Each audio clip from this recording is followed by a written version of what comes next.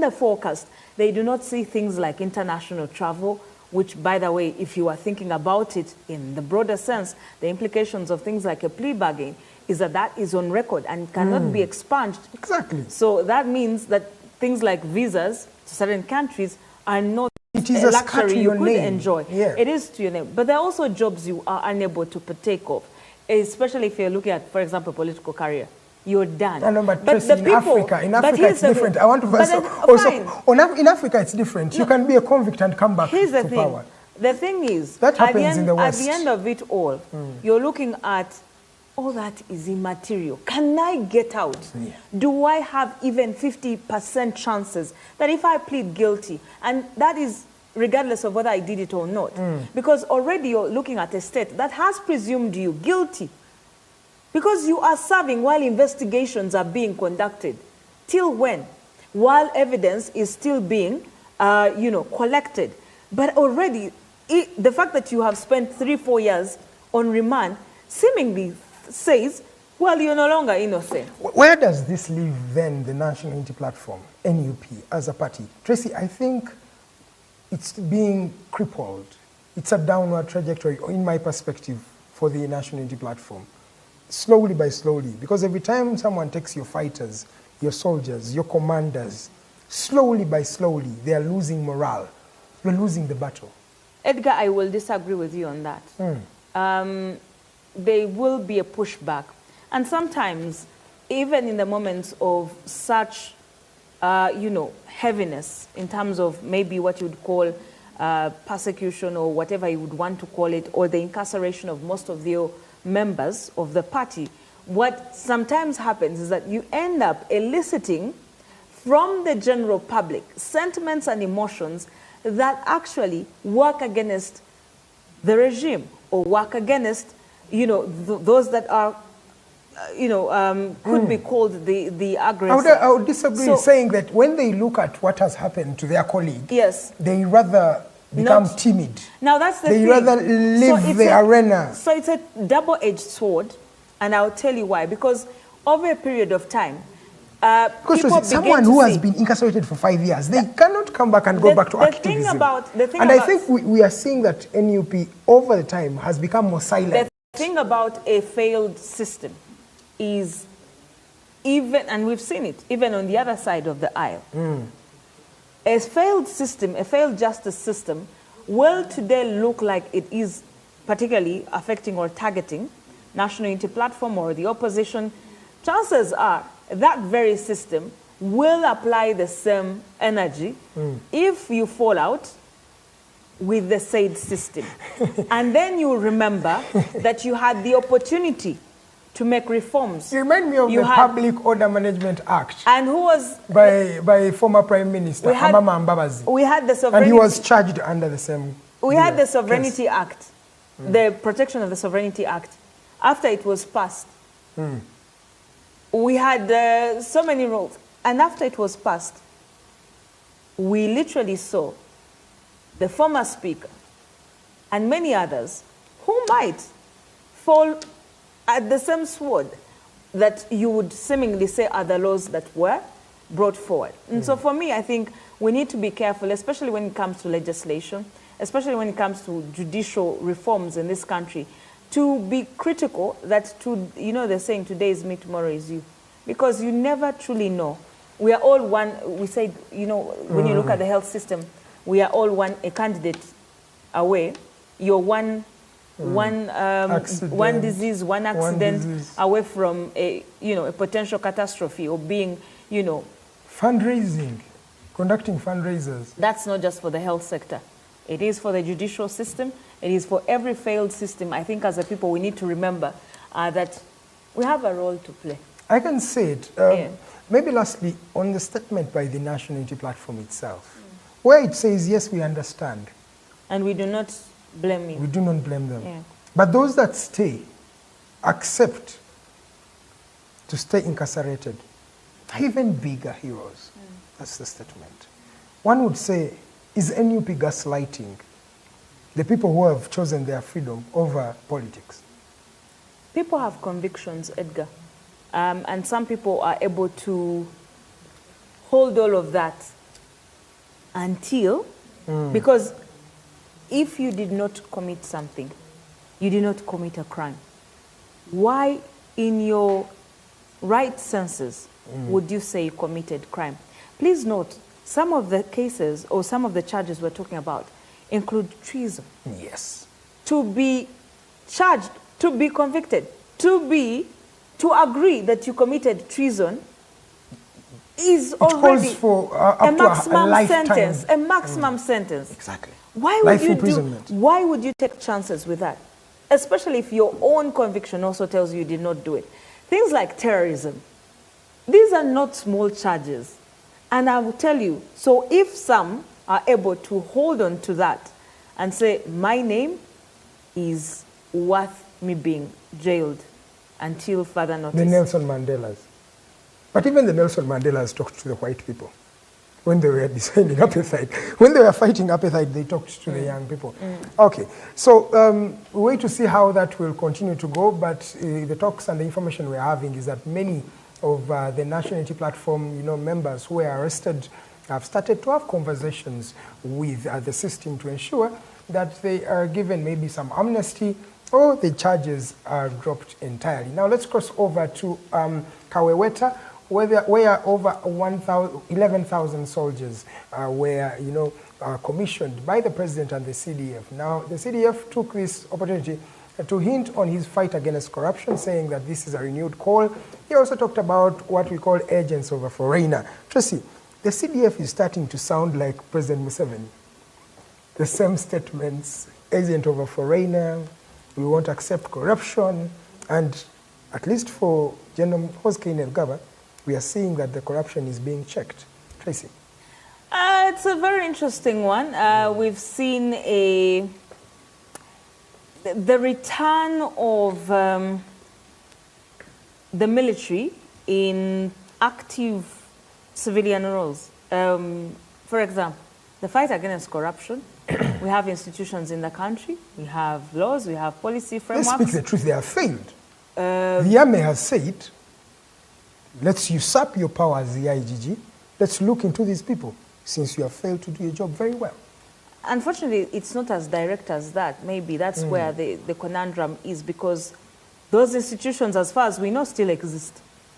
The laws still exist. The judiciary exists. So the conversation is in how did we get here, but also how do we ensure, yes, everyone's all hands on deck. The fight against corruption should take as many institutions as they possibly can get.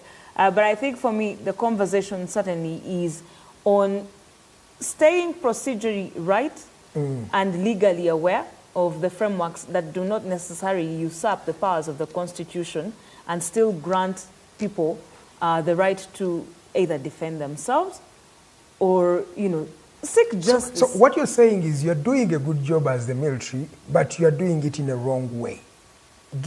Empower the systems that are available to be able to do their job.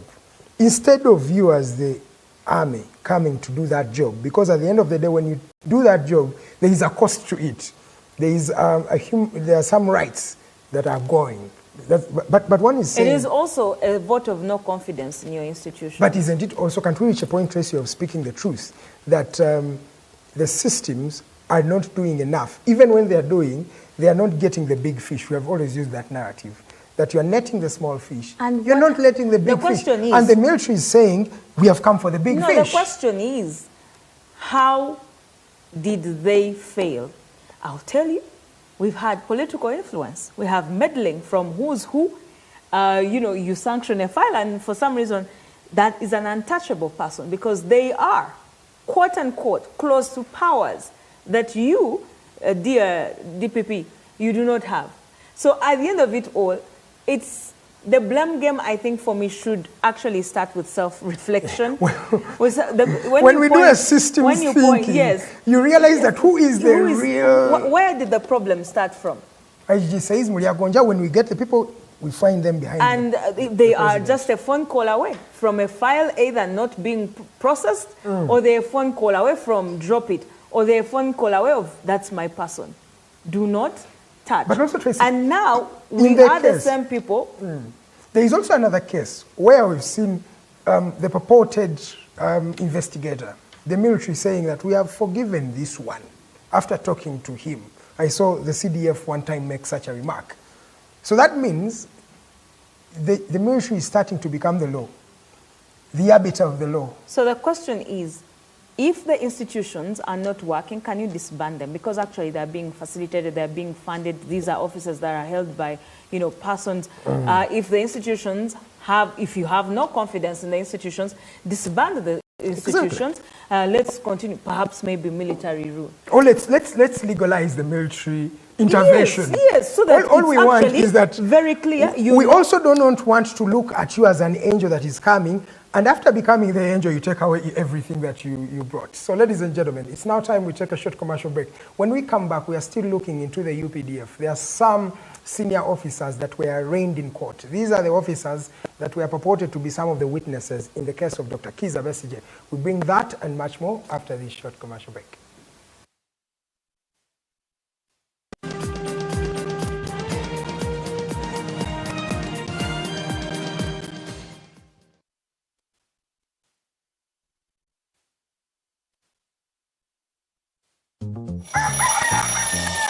MTN voice bundle. Load. Hey. Hello, Mama. Hey, it is me, your son, Opio. Hey, now, Mama, listen to me. MTN has the offer. Yes, it has the offer. You load from 7 a.m. to 8 a.m. Now, they have free MTN to MTN minutes. And those minutes are there all day. So you load, you'll thank me later. Hey, Mama. Load an MTN voice bundle between 7 a.m. and 8 a.m. and get 3 free MTN to MTN minutes valid all day. Dial *100 *21# and get your free minutes bully daily. Free your fire with free minutes from MTN. Together, our connection is unstoppable. MTN.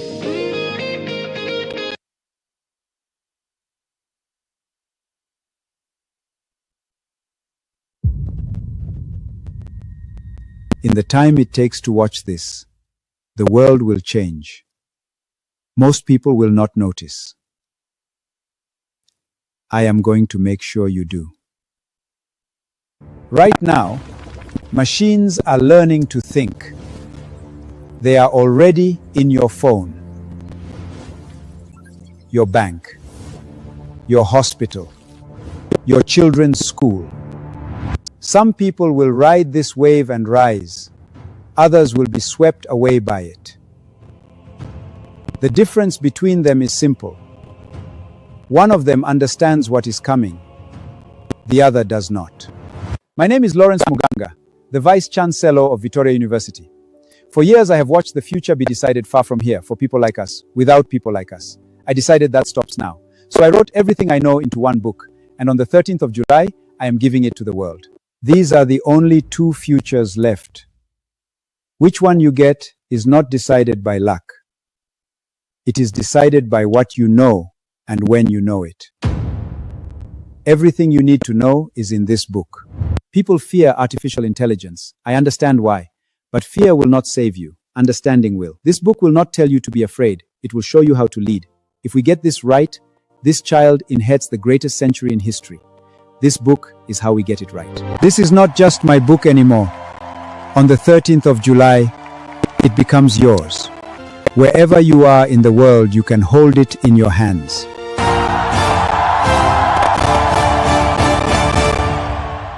Read it and lead. Or wait and be left behind.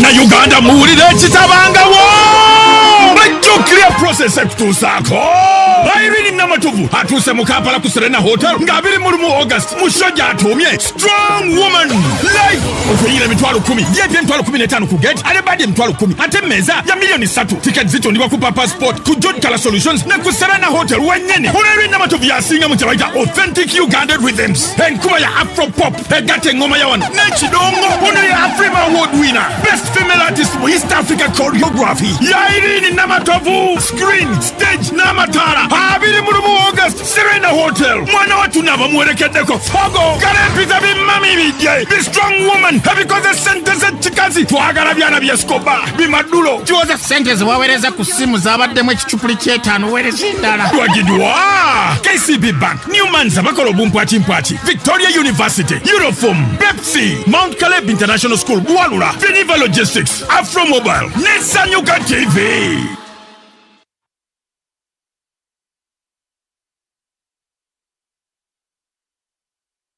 The National Mosquito Net Distribution Campaign is back. No one should die of malaria in this era. It is your responsibility to chase malaria from your home. The good news is that the government of Uganda has once again started distribution of mosquito nets under the 5th Universal Coverage Campaign, also known as the Net Campaign. Under this exercise, one mosquito net will be distributed to people in every household. A village health timber, a community health extension worker, also known as a CHU, and the L1 chairperson will move house to house to register members of the household in preparation for receiving their mosquito nets.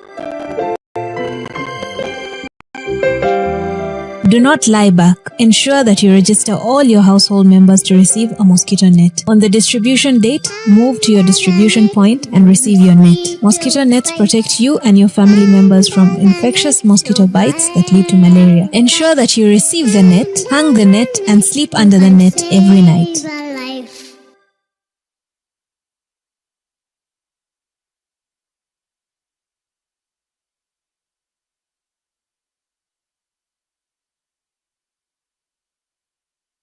This July, NBS Television brings you 2 unforgettable dramas. Mondays and Tuesdays at 8 p.m. Step into Honorables, where every laugh hides a secret, every conversation has a movie, and behind the doors of a bustling Kampala bar, politics and ordinary lives collide. Then on Wednesday and Thursday at 8 p.m., it's Socialites, a world of fame, friendship, ambition, and betrayal, where every post has a price and every choice can change a life. 2 gripping stories, 4 unforgettable nights. Honorables, Socialites, this July, only on NBS Television. Always.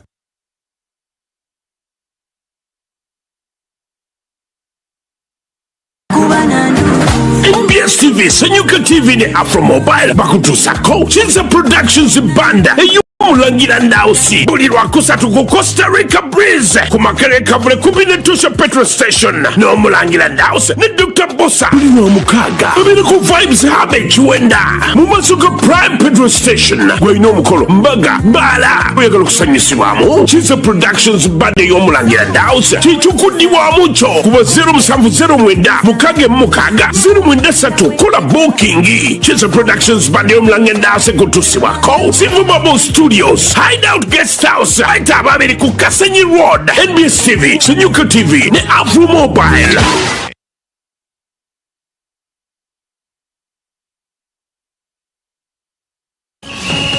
The biggest World Cup Final Fans Festival is here! In Zambia on the 19th of July 2026. Forget about your tiny living room TV. On the final of the World Cup, all roads lead to the Yes Center in Zambia.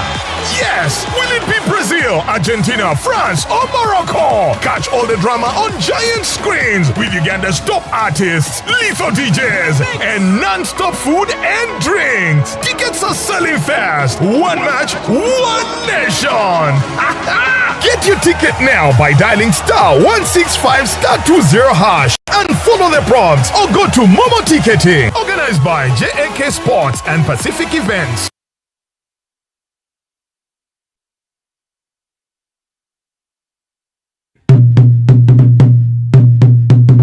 This is not just a run. This is a movement with purpose. Join us on 30th August 2026 at Kololo Ceremonial Grounds for the Cancer Run 2026. Starting at 6 a.m. Also taking place simultaneously in other districts across Uganda for the completion of the One-Stop Cancer Center at Nsambya Hospital. Registration is only 30,000 Ugandan shillings online using Gonza Pay. Kits are available at all Centenary Bank branches, Capital Shoppers outlets, Bread House branches, the Cancer Run office on Zimwa Road Muyenga, the Rotary Uganda office at Nick Building, and Rotary clubs across the country. The Rotary Cancer Run 2026 is organized in partnership with the Parliament of Uganda, Centenary Bank, Crystal Water, and Next Media Group.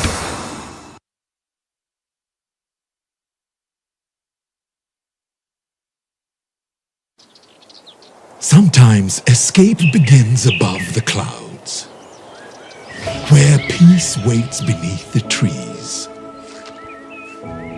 Here nature invites you to breathe, to reconnect, to feel alive again.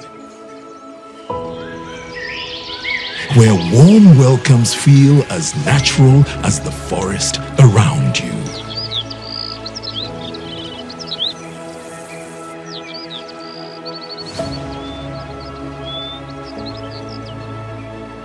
A sanctuary designed for comfort and moments made to flow effortlessly.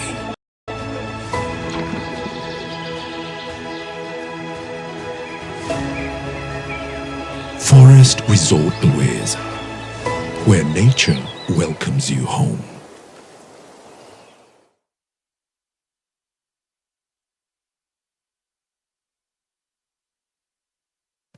I am Peace Akech. I have a boutique which is having also cosmetics. Some of the things I learned from the training was publicity, like how to advertise my products online, using WhatsApp, using Instagram, YouTube to market our products. Some of the problems I used to face was the visibility of my items. Like when you look at the setup of this market, it's very hard for somebody to know where your shop is. But then when you load on your status and people view and they be like, where are you located? Can I get a product? They can easily locate you and come and support you. Before the training, I had a limited number of clients.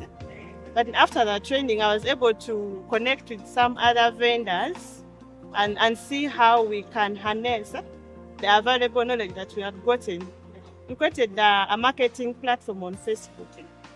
So, Facebook has very many people, so I was able to widen the market of my client.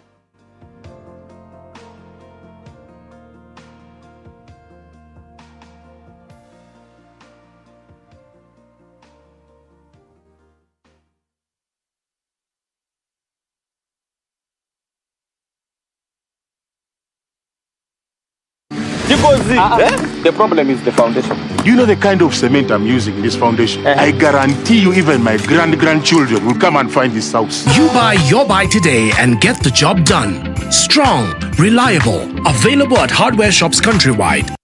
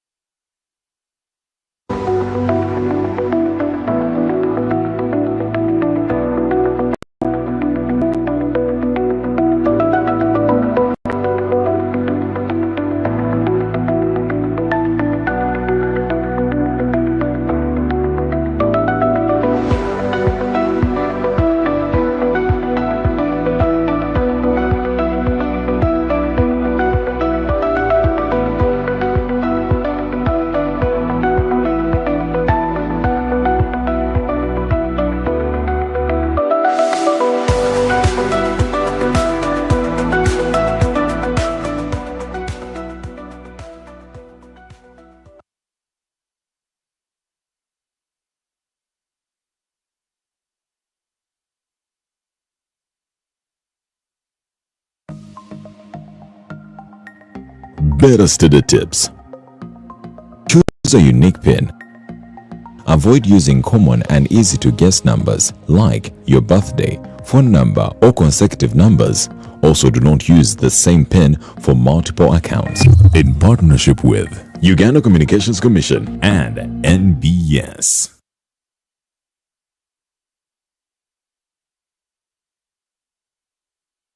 August 2026 is here!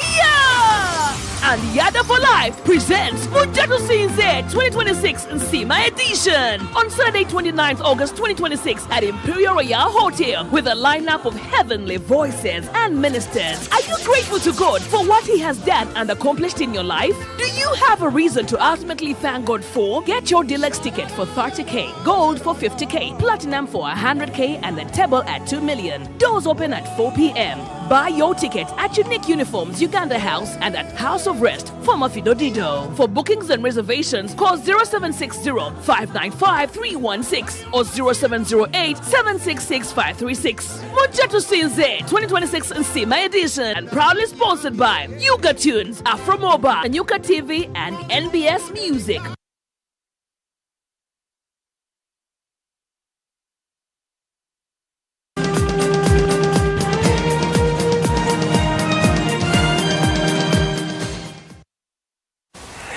Welcome back from that break. You're still watching Morning Breeze Extra, and you're watching NBS, a TV that has served you for the last 18 years.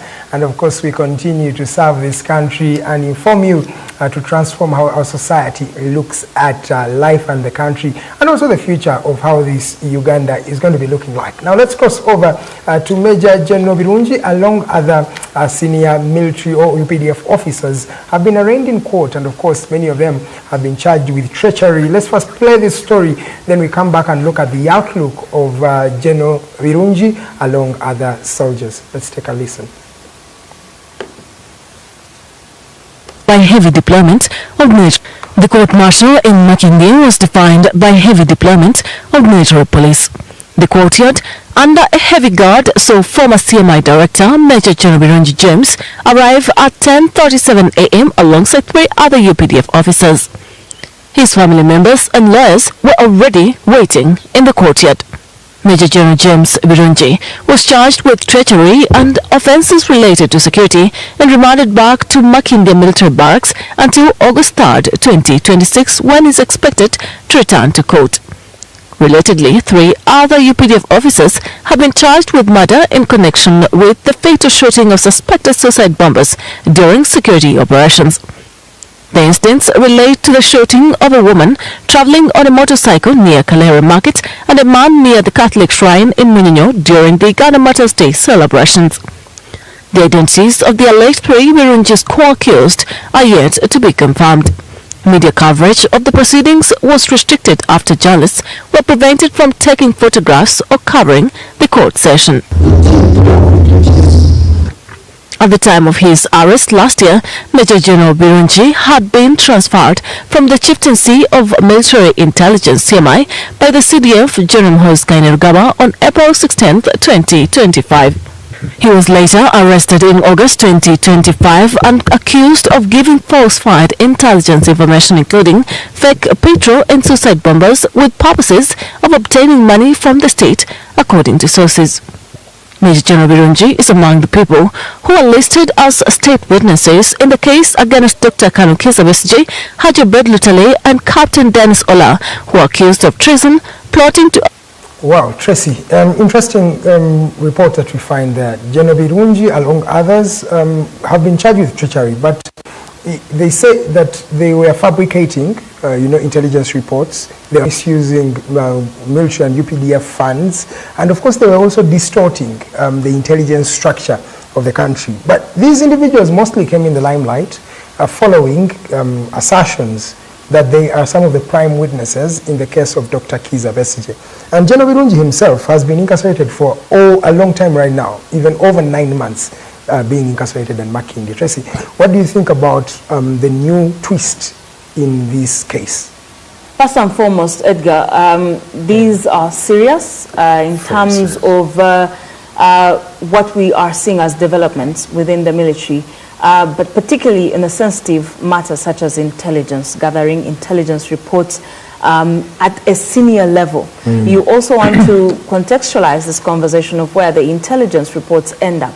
It goes within the confines of the president, who's also the CIC. In this particular case, that decisions are made based off these intelligence reports. It needs to be noted that alongside Major General James Birungi, you also have 3 other UPDF soldiers that have been charged with murder. Now, this is off the, the reels of one, the incident that happened at the Munyonyo Shrine, where 1 person was killed.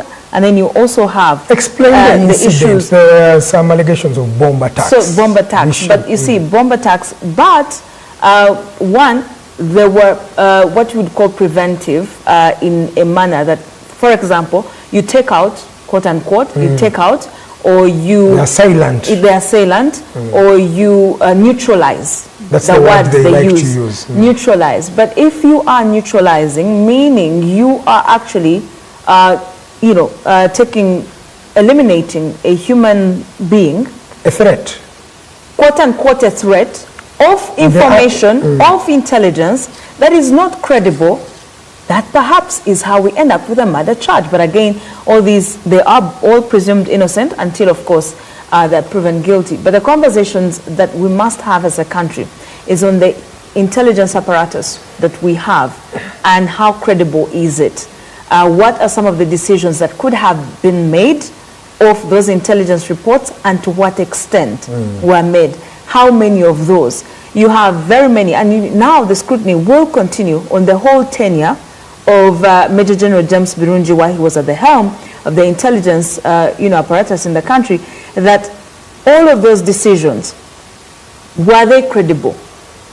Now, every time you have a doubt, it does something to the intelligence systems, but you want to commend perhaps the military for having measures through which, the realization of things could have gone wrong here, that came, but is it too late? Did it come way? Because you have things, and we're talking about the other day, the likes of the case of Yasin Kauma, or the things that have continuously, in Arua. So those things of, maybe the president's life was in danger, who could have, released that kind of information? Was it credible? So you start to question everything that happened, even perhaps the legitimate, concerns, that continues to really, really put the scrutiny on the military. It's a track. It's not just a one-off incident. The track record is there have been some attacks, quote in quotes, from rebels and things like that.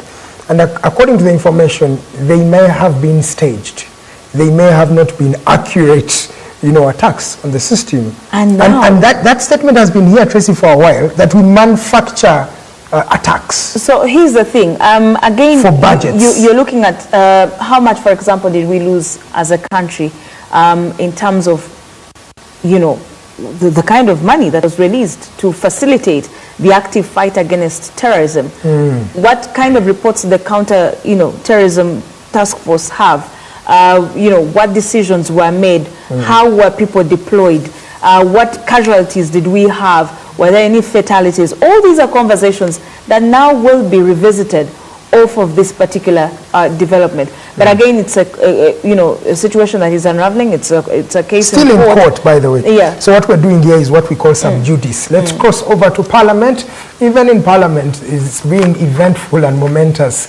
The convicts, the 7 people headed by Chris Obore, the Director of Communications at Parliament, were arraigned in court. That is last week, but also this particular week we had them being arraigned in court. Now they continue to be charged with various offences like embezzlement, mismanagement of funds, but this time round they have been remanded yet again, Tracy. Still in Parliament, a gentleman who is Namara Dennis, who is a member of Parliament, has been given officially leave to come and table the Parliament Administration Amendment Act. Finally. It's a busy Parliament. But again, I think when we start with the, the Chris Obore situation and the other 6 that, have been remanded, you also, wonder who else. Someone is literally casting a fish net and it's getting wider, way wider, from the former speaker now to the staff in the office of the former speaker. Now the question is, who else? But again, we also have concerns of how perhaps these that have just been perhaps investigated are already, arraigned, and we have them before a judge and we have them remanded. Yet you have the former speaker's file that we were told had already made its way to the president. In fact, we thought still that waiting to be processed. Even this week, we thought she was going to be arraigned in So court. the process there is something that, most people are questioning. What could be delaying one while actually actively pushing and fast-tracking the others? Is it a situation where perhaps the state is looking for state witnesses, that perhaps with the arraignment of the 7, some could cut deals to sort of be the state witnesses against the former speaker? All this is up a conversation. But again, it's a lot happening in terms of how much money we're talking about. Let's also first take a listen in terms of Dennis Namara, who is the Member of Parliament for Buyaga West. This gentleman, in fact, replaced Barnabas Tinkasimire. And in his first amendments, he thought to amend the Parliament Administration Act. He thinks it's high time that Parliament should revisit how the leader of opposition is, voted for. And many are saying this is the biggest problem that Dennis Namara feels the people of Buyaga West constituency have. Let's play a story for Dennis Namara, then we come back and look at what he seeks to amend. With the independent members of opposition who are here, as the law provides, to be consulted on that matter. Practice has developed where the law is merely designated by the party with the highest numerical strength among opposition parties in parliament. This simply means imposition of someone to the rest of the opposition in parliament, and yet democratic principles of governance dictate that there ought to be wider participation in the process to determine the leadership. As an independent, I do not subscribe to NRM, I do not subscribe to the opposition. So, Right Honorable Speaker, as an independent, I wouldn't want to be involved in any matter concerning the opposition or the NRM, unless I do have a memorandum of understanding as some of the independents who have the MOUs with the National Resistance Movement. The current setting, most of the independents are actually NRM. I can see the biggest problem that Dennis Namara feels the people of Buyaga have is the amendment needed in the Parliament Administration Act. Really? As a first-time legislator, I expected something different. It depends on who sent it. The people of Buyaga, in Kagadi district, they sent Dennis Namara, they ejected Barnabas Tinkasimire. Well, again, we are looking at a parliament that is split, whose loyalty and whose list of things to do includes those for the National Resistance Movement, those for the Patriotic League of Uganda, and those for the people. The 3 parties. So you choose that. So this is where we are. You will have to decide in the 12th Parliament to actually divide your time in Parliament over those 3. NRM? What is the agenda? The agenda today is NRM. What are matters of concern? A, B, and C. Today, the matter is the Patriotic League of Uganda that has said, a one leader of opposition, we shall change. Now you are tasked to go and lead the matters. The other day, it's the people of. So at the end of it all, you have to split your time. Because we are looking at, whether we want it or not, you're looking at that parliament, and we did talk about the fact that you have a speaker and deputy speaker that have been, they are members of, for example, the Patriotic League of Uganda. They call them emissaries to Parliament. Emissaries to Parliament. They are their emissaries to Parliament, meaning there is an agenda. There are a couple of things that have to be addressed from that particular fund. Please note that when they were seeking for votes, they won the NRM ticket, which has its own set of agendas. Tracy, because of time, I'm going to just stop you there. And now let's cross over to something rather sad. There is an increase in accidents. This happens every time. Tracy, there is no day I come here and I say accidents have reduced in the country. But this week it has been rather sad. The first accident was there on Tuesday, where we had over 14 people who died along the Gulu-Kampala highway, unfortunately. Even on Friday, this week, that was yesterday, a bus that was carrying or ferrying students, children, pupils, that's the word to use, was knocked down by a train. And when you look at the content in that particular story, when you look at the video itself, the person who was driving the bus was told to stop. He adamantly refused to stop and was knocked by a train. Just remember, trains do not knock. It's you who knocks the train. Because the train has a designated way where it passes, so it does not fall from that rail to knock you. Irresponsible driving. And Tracy, these are just a few that we can note, but accidents continue to ravage the people of Uganda. We have blamed the roads, you have blamed the drivers, you've blamed the lights. Nothing seems to change, Tracy. Again, I really want to join, the rest of the country in really commiserating with the families that have lost dear ones in these two very tragic accidents. And again, I think as a people, we need to remember these are machines. We are the people operating the machines. So we must take responsibility, Edgar. Yes, the roads have failed us, maybe in one way or the other, but at the end of it all, you are in charge. Yes. The speed you decide to use is that you've subscribed to, for lack of a better word. Yeah. Unfortunately, that it's not you alone in the car. In this case, you have learners at 6 a.m., learners that you are taking somewhere. You need to take extra accountability for that. Because why would you drive that fast? Why would you just stop? Why would you not agree to the sign that says stop, or to the traffic policeman who is telling you? I hope he is even safe. Stop. So at the end of it all, you're looking at a lot that we must do as a country. These are too many tragedies for us to just, people are not just, we keep talking about numbers, and maybe people don't think these are human lives. Because we call them statistics, and every year we release reports, but at the end of it all, we are literally losing people, young people in this country, due to recklessness, overspeeding, drunken driving, talking while on the phone, riding while you're on the phone, things that you and I have within our means, we can actually stop this. Later on, blame the roads.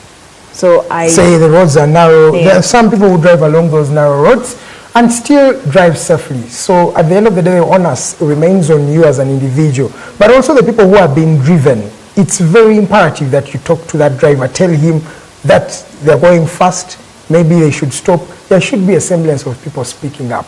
That is something. But Tracy, there's also another story of people dying due to hunger. And in 2026, when one says that there are 6 deaths that have been recorded related to hunger in Karamoja, in districts like Kotido, in districts like Moroto, Amudat, Kabong, they have recorded over 6 hunger-related stories. And of course, the government has sent over 22 tons of food relief to the area. But what is saddening me, Tracy, that in 2026, we are still having hunger-related challenges in a country where 80% of our land is arable. That means 80% of our land, you can throw a seed and it will grow. So you have 2 seasons, rainy seasons in a year. It's not every day that you find such a country. We're talking about that, and the other day, we're talking to Alex Mgasha on Morning Breeze. I think that was about Tuesday or Wednesday, and he was saying the prices of matoke have dropped. That a bunch that was 15,000 is now 2,000 or 3,000. Wow. And you're looking at a country that has the ability to, for example, where food is being wasted in one part of the country, or post-harvest is becoming a problem because there is no storage facilities for all of the food that is being produced. You have more, demand is less, and production is. Supply is high. Yes, so why wouldn't you then move this food to areas where it's needed? But again, you have people starving to death. We are, as a country, lacking a sort of prioritization, but also we are reactive. We've never taken on a proactive approach to many things. Systems should be able to, for example, if you're putting industrial hubs in all these places, right? Are you able to cater to the gaps, for example, in food production in Karamoja by perhaps putting a processor or a processing industrial plant that is able to get food from one area to the other place, process it for the people to have food. But again, I hope that now that we have gotten the irrigation money that was passed by Parliament without reading, that perhaps now the irrigation money will help the people of Karamoja get irrigation. Thank you so much. Now let's cross over to the world of sport, where Tracy's Portugal is out and Tracy's Ronaldo is nowhere to be seen. I'll start from there. I'll tell you, I told you. I tipped England to win. I tipped Argentina to win. They are still in the race. It's okay. One of them will go out. And I also say I told you. But here's the thing. Someone is saying that they cheated. No. Well, we are still reviewing all the footage. We might. You see, we are reviewing you can we are not so sure. You may be able to maybe penalize the referee, the assistants, but the decision is never. First of all, never retracted. Let me tell you, I think we have not healed from was that the Africa Cup? We've not healed from the Senegal. Of course. No, we have our title, by the Senegal hit the title in a military base. We have not healed from that experience of a trophy being in a military base. Let me tell you, the World Cup could follow suit. Because if you have, for example, a situation such as a red card being reversed, courtesy of a phone call between the president of a host country and the president of FIFA, a red card is a red card. So we are going to review every footage, and if we need to get a World Cup from a military base. So sad. The best was shocked? Morocco. Are you shocked? Yes, I expected more. We're playing good football. I thought Morocco was going to beat France. So again, this is this perhaps is just a business decision, Dad.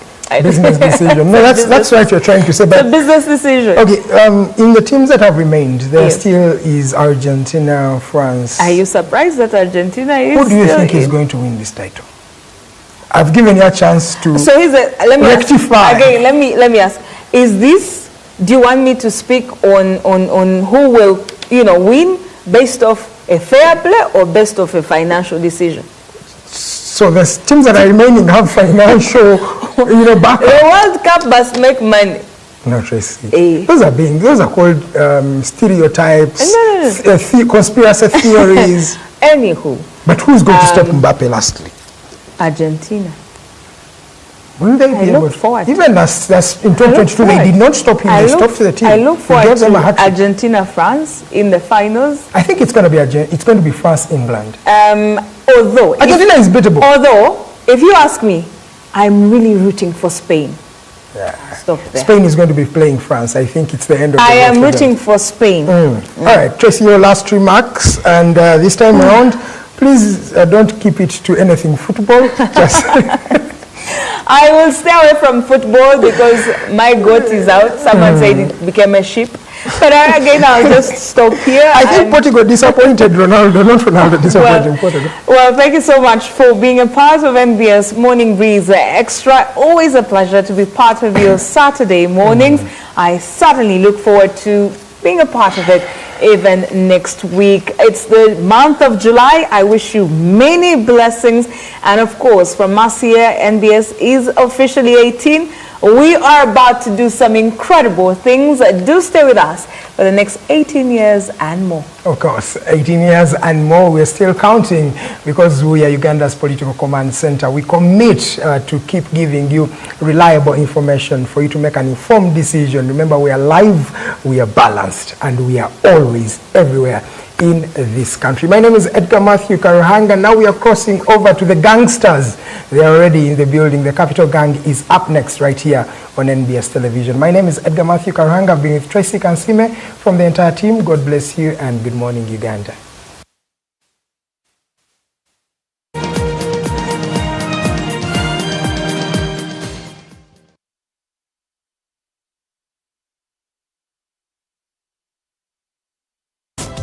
This weekend. Everywhere I go, I carry the flag of my Ugandanness. People in Unpowered is about human stories and the ability to be able to tell them. I used to be a Musama.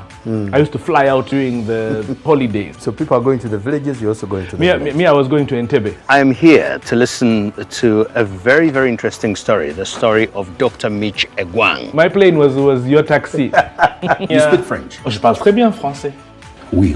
It's okay. In there is a story that you and I are going to enjoy.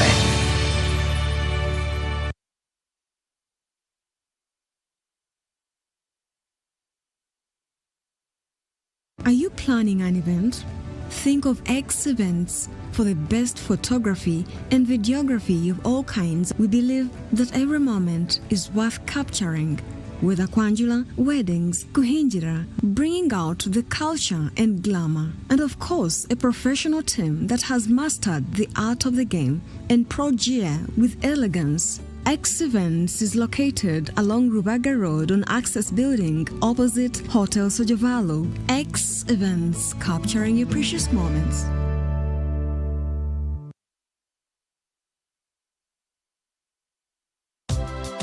This weekend. If you're not breaking any law by publishing the DR forms, where is the problem? You can only say, but Electoral Commission, can you please? But some of people think it is it is a command.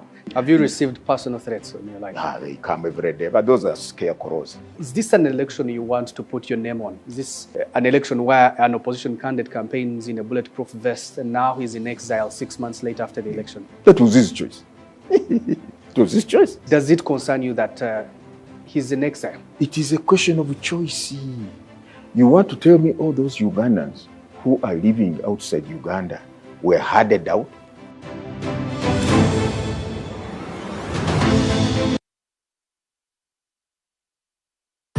Looking for a household cleaner that truly delivers? Meet Apple, the antibacterial cleaning powder for bathrooms and surfaces. Apple is formulated for 3-dimensional cleaning. It's a scouring agent that scrubs off dirt and stains, a germicide that kills 99.9% of household germs, and it works with water to wash everything away, leaving your bathrooms and ceramics hygienic and sparkling clean. Keep up hygiene standards without breaking the budget. Switch to Apple today. Apple is available at supermarkets and convenience stores countrywide. This June, step into a bigger entertainment experience with more to love on Us. We're talking more drama, more action, more unforgettable stories, all waiting for you. All hands on deck. We're opening up our world of entertainment so you can view more. Good job, Hannah. This June, pay for your current DSTV subscription and we'll upgrade you at no extra cost.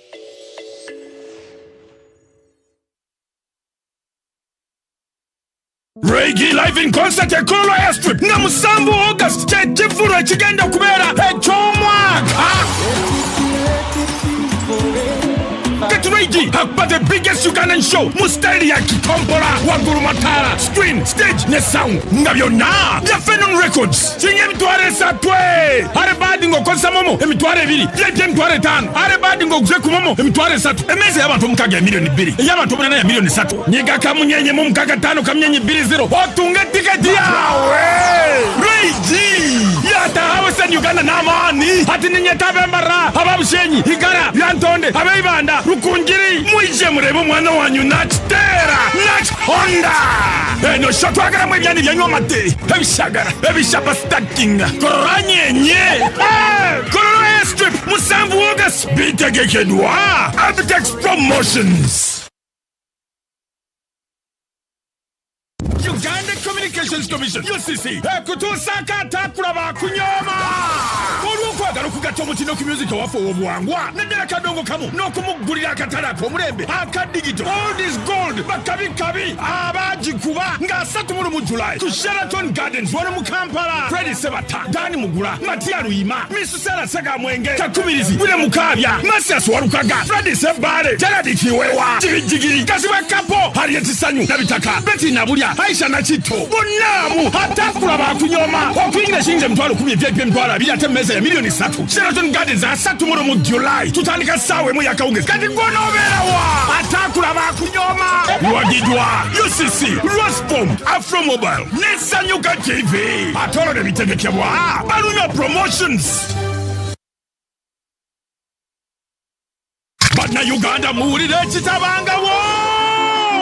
Clear process ekutusako Irene Namatuvu atuse mu Kampala ku Serena Hotel ngabiri mu August mushoja atumye strong woman live okuyira mitwalo 10 yepe mitwalo 15 ku gate ale badi mitwalo 10 ate meza ya milioni 3 ticket zitondibwa ku passport ku John Kala Solutions ne ku Serena Hotel wenyene Irene Namatuvu yasinga mu kyabaita authentic Ugandan rhythms enkuba ya Afro pop egate ngoma ya wana nechidongo ono ya Afrima award winner best female artist mu East Africa choreography ya Irene Namatuvu screen stage namatara abiri mu August Serena Hotel mwana watu naba mwerekedeko fogo karepita bimami bijye be strong woman because the sentence chikazi twagala byana byeskoba bimadulo tuoza sentence wawereza ku simu zabaddemu ekicupuli ky'etaano wereza endala wagidwa KCB Bank Newman's bakolo bumpati Victoria University Uniform Pepsi Mount Caleb International School Bualula Geneva Logistics Afro Mobile Nesanyuka TV.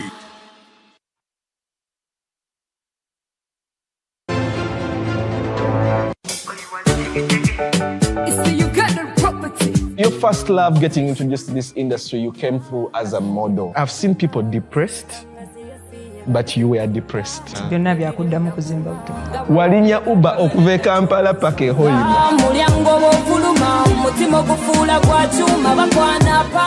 I am so blessed that God has always opened doors for me. We moved away from tears to a girl even who stood in a political office. Honorable. Now,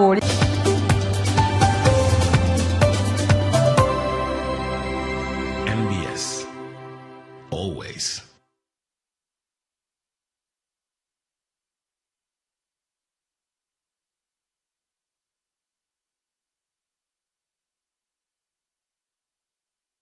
Yes, Musomesa. Musomesa, the teacher of English language or both? Both. And literature. And literature. And drama and PE.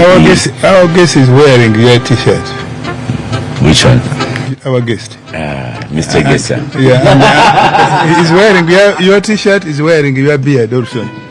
We are trying out another political outfit. We are putting up another political outfit. Now you can see the clever people how we trend. Yeah. Okay. Even in shirts, I just forgot my hat, but I'd be wearing the same. Specs, yeah. That's being clever, yeah.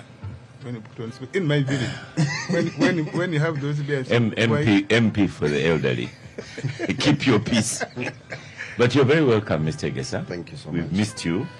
Yeah. In your absence, we've had a very noisy Egesa. I don't know if you've met him. The young Egesa. The young Egesa. Yes, I asked him if he's your relative, and he said he isn't. That guy is really noisy. By virtue of being a Samia, he is. No, you're not Samia, you're Bagwe. I'm a Mugwe, Samia Mugwe. Bagwe. Migrated from the islands of Uvuma. Yes, and then we are received by the Rio Samias. These are actually but we overtook, of course, who fled during the period of Semakokil, Sekabaka Semakokil. So he's a Mugwe, not a Samia. But Samia is a Mugwe. Once someone invites you and takes you over, it's like Rwandese of Uganda because they have been welcome. So. Well, Edgar Tabara is in the studio, as you can hear. The noisy, the noisy man. No, but likewise, it's always a pleasure being in the presence of the doyen of Uganda's spin doctoring. No longer. No longer. It's Honorable Ofono-Opondo. Then of spin we have doctoring. taught our tongues to pronounce it. Honorable Ofono-Opondo. Honorable Ofono-Opondo Yeah. never denies facts. In our private conversations, we call him Podel. Podel, he never denies facts that are right on the wall, but there's a way he reminds me of Alistair Campbell, who was spin doctor for Tony Blair. No, don't compare me.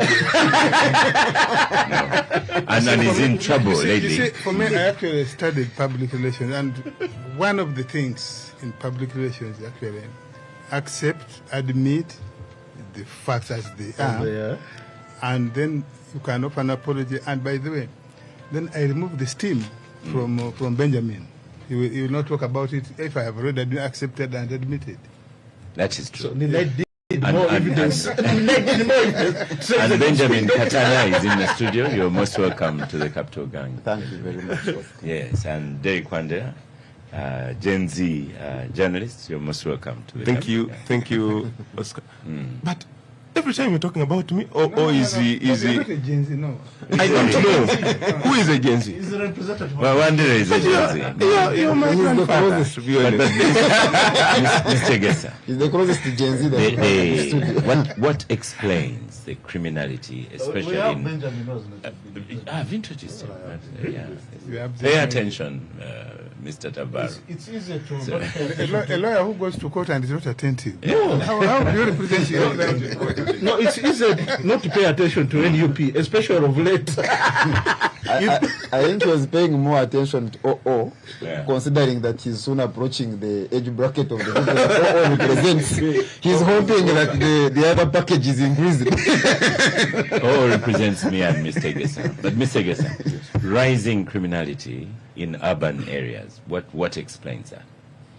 I had an argument yesterday with some producers, and they're saying, is it that bad? I said, just walk on Kampala Road. Try it. With your phone in hand and walk across Kampala Road. And then they woke up and said, I wouldn't do that.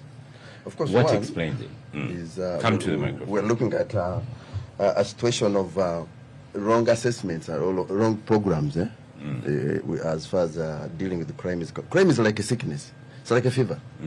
If a fever is felt like you're feeling it now, then someone has to walk to a doctor. And if you get a quack doctor, the diagnosis will be wrong. And I think that's what we're dealing with now. Government systems have kind of done the wrong diagnosis. So meaning that they'll give a wrong prescription. That's why crime keeps on going up.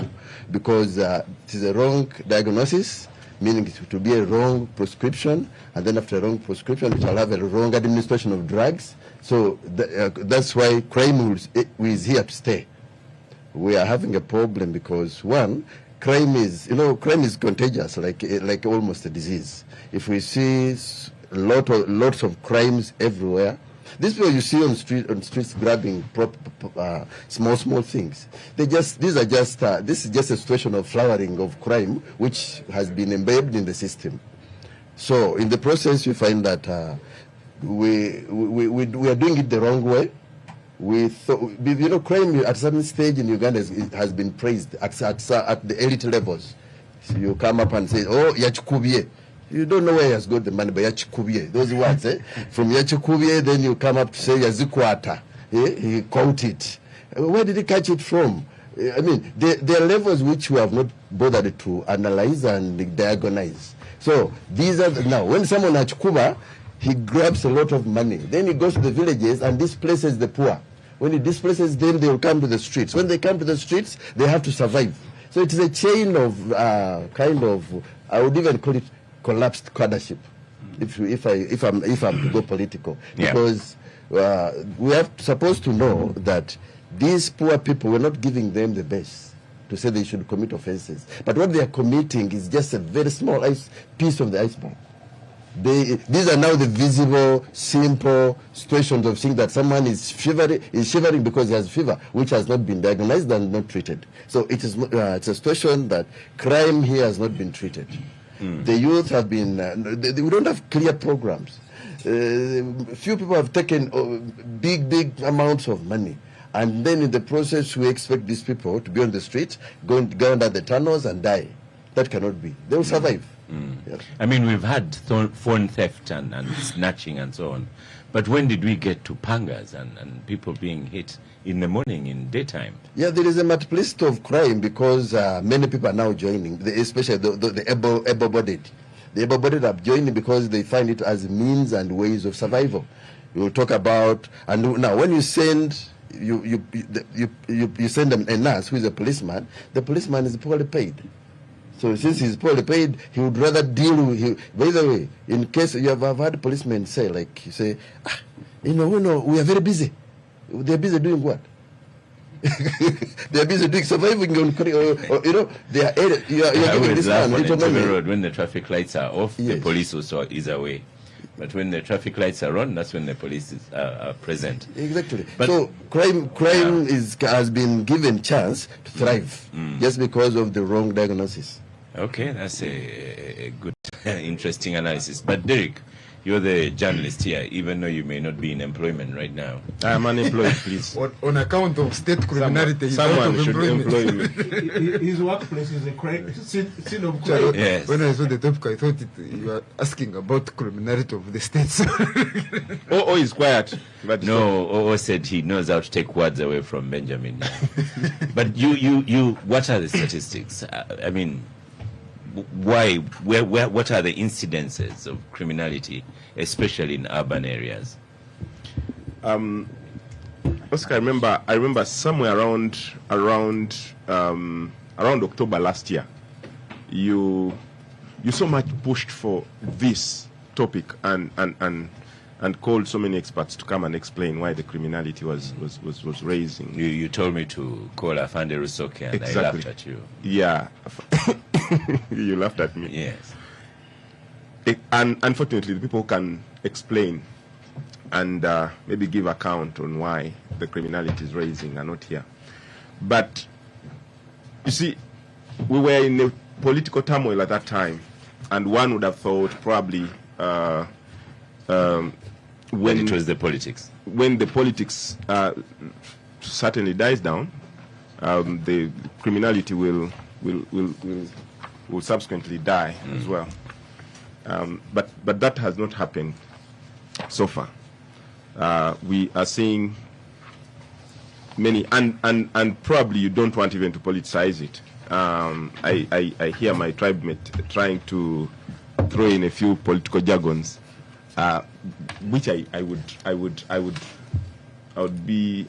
hasten to agree with him, where he's trying to, put income inequality on balance. That there are people who have money in their pockets and those that don't have money. Actually, he tries to tell us that the people who have money are the ones who are on the streets or trying to protect their gains or something like that. True. There are people who are out to protect their gains, to be honest. I hear you saying, but. Yeah. But it's just the brokenness and the moral decadence of our society at large. The people who are supposed to protect and support the moral systems of the society have all been broken down. And criminality doesn't even start from maybe it starts from family. It starts from our own stick with the microphone. Yeah, it starts from our own societies where we come from. But also it speaks a lot to what Uganda is. Every year when police is bringing out the crime report, you see a raise in the numbers every year. And then you wonder why the police that's bringing out this is not speaking to it or even offering solution. It's about the will. Do we have a will to fight criminality, or do we want to allow it to thrive for one reason or the other? I cover a lot of crime as a reporter, and you find that most of the crimes are, perpetuated by the least of the income earners, the people who do not have anything to lose. They will go out there, and Oscar, you hold a phone of probably 2 or 3 million, and they will grab it from you and go and sell it as low as. It's yeah, and they will grab it and go and sell it at 20 or 30,000. Yeah. I think somewhere early this year, police and other security agencies stormed into Mutasa Kafero Plaza and those other plazas within town, and they arrested multitudes of people who had just snatched phones, and many of those phones that are on sale are, and you find out that they have sold them at 20,000, a phone you bought at 3 million or something like that. People are fighting for survival. Every day someone comes out, they are looking for how to survive the next day. And you seem to be making excuses for this criminality. I wouldn't. I don't even want to call it an excuse, but it's a reality. It's a reality that's out there. Probably. Let's ask Benjamin. Not many people will speak about it, but the truth is, our leaders need to come up and see how to solve the problem of poverty. It's very, very much out there that people don't even look at it. It's about poverty. It's about people not having money in their pockets, and that's why they're going to. And this criminality. And it's about criminality. Yeah, people are going to. Yeah, let me ask Benjamin. Benjamin, go to the microphone. A lot of people coming into the election. That's what Derek was referring to. Referred to your people as the people of crime, and that narrative has continued, and that it is you, NU people, that have the criminals. No, but now the elections are long gone, and criminality has continued. People have hangers, and it's gone to the villages. Where my mother lives, she gets coffee stolen. People come in the night and steal your coffee. People come in the night, steal your matoke. Because previously it was just the urban areas. But, Well, I is disputing. But was there a coffee garden in the town? I think the starting point, Oscar, is that crime. I'll come to you on that one. Crime is as old as mankind, and the existence of the state. With the evolution of society to formation of state, one of the reasons why the state exists is to make sure that it's able to, among other things, once there are laws, enforce them, protect the poor, protect the rich. Now, the crime in our society is attributable to a number of factors. And it's not just our society, but globally. That when you have policies and laws that exclude a big number of people, especially young people, from the economy, from the job market, from everything else, they resort to where rules don't apply to look for survival. And many times, that is criminality.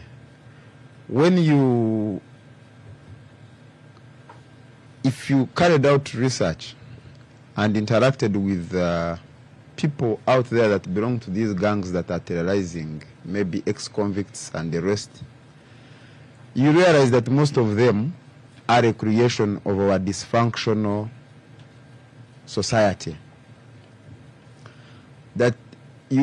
I can give an example that KCCA conducts an operation for people, these food vendors. You arrest the mother leaves children at home on the veranda, or they have gone to school, these kids of primary.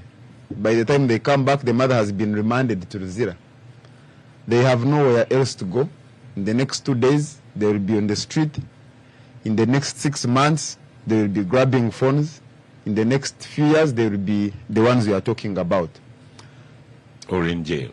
Yes, or in jail. And actually it's relatable to what happens with black Americans. People keep saying many of them, the system is designed to keep them out of the functional processes.